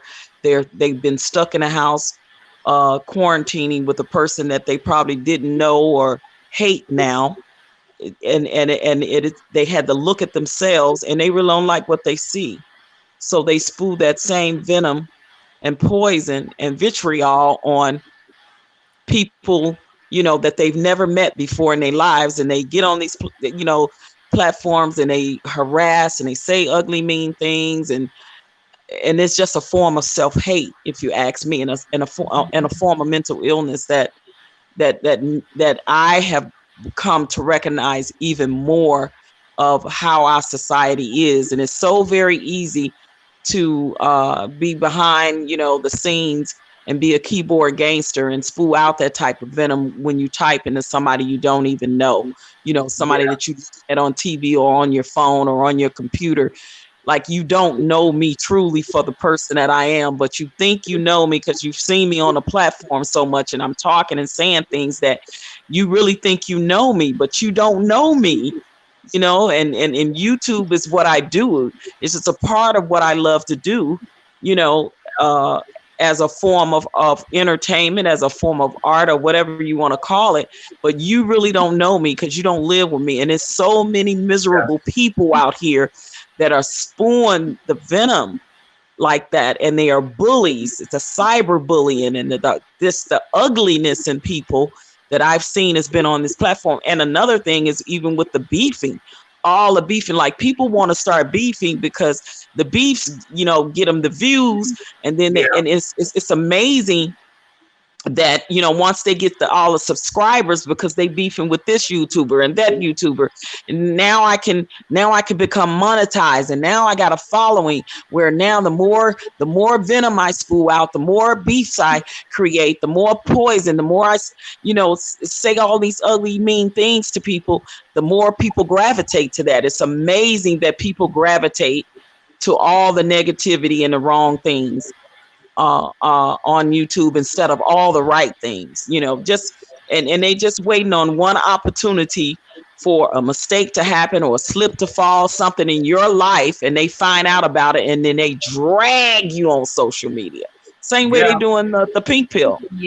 How can you say her marriage was a failure, and that's why interracial marriages shouldn't happen, and that's why black women shouldn't date? Right? How can you ever say that when it's so not true? Because black on black marriages don't last. White on white marriages don't last. Some Asians, some Hispanics, like, so you picking because you hate that scenario. You picking because you hate that race, and which means it's something in you that you hate. It's something in themselves that they hate, but it's also, unfortunately, this is absolutely the case. A lot of Black men just feel inferior to white men, and they carry a lot of internalized white supremacy. Like they have really believed that other races are more superior than them. Otherwise, why would you see a white woman as a symbol of success? When Black women do not date like that, when Black women are dating white men, they are not seeing themselves as dating up or dating better. They realize and they recognize that white men treat them better, but that's because white men have family values and because they treat you better. But we're not dating white men. Black women are still getting their feet wet in interracial dating.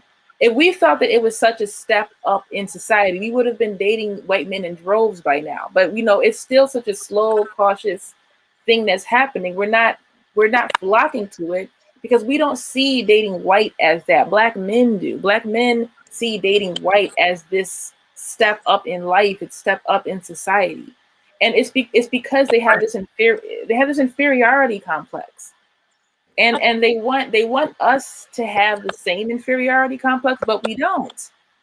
We do not. Absolutely. I mean, look, white men live rent free in a lot of Black men's heads. Yes, they do. And she It's lied. weird. Patrice stepped off. Hey, Patrice. Oh, bye, Have a good night. Good night, Patrice.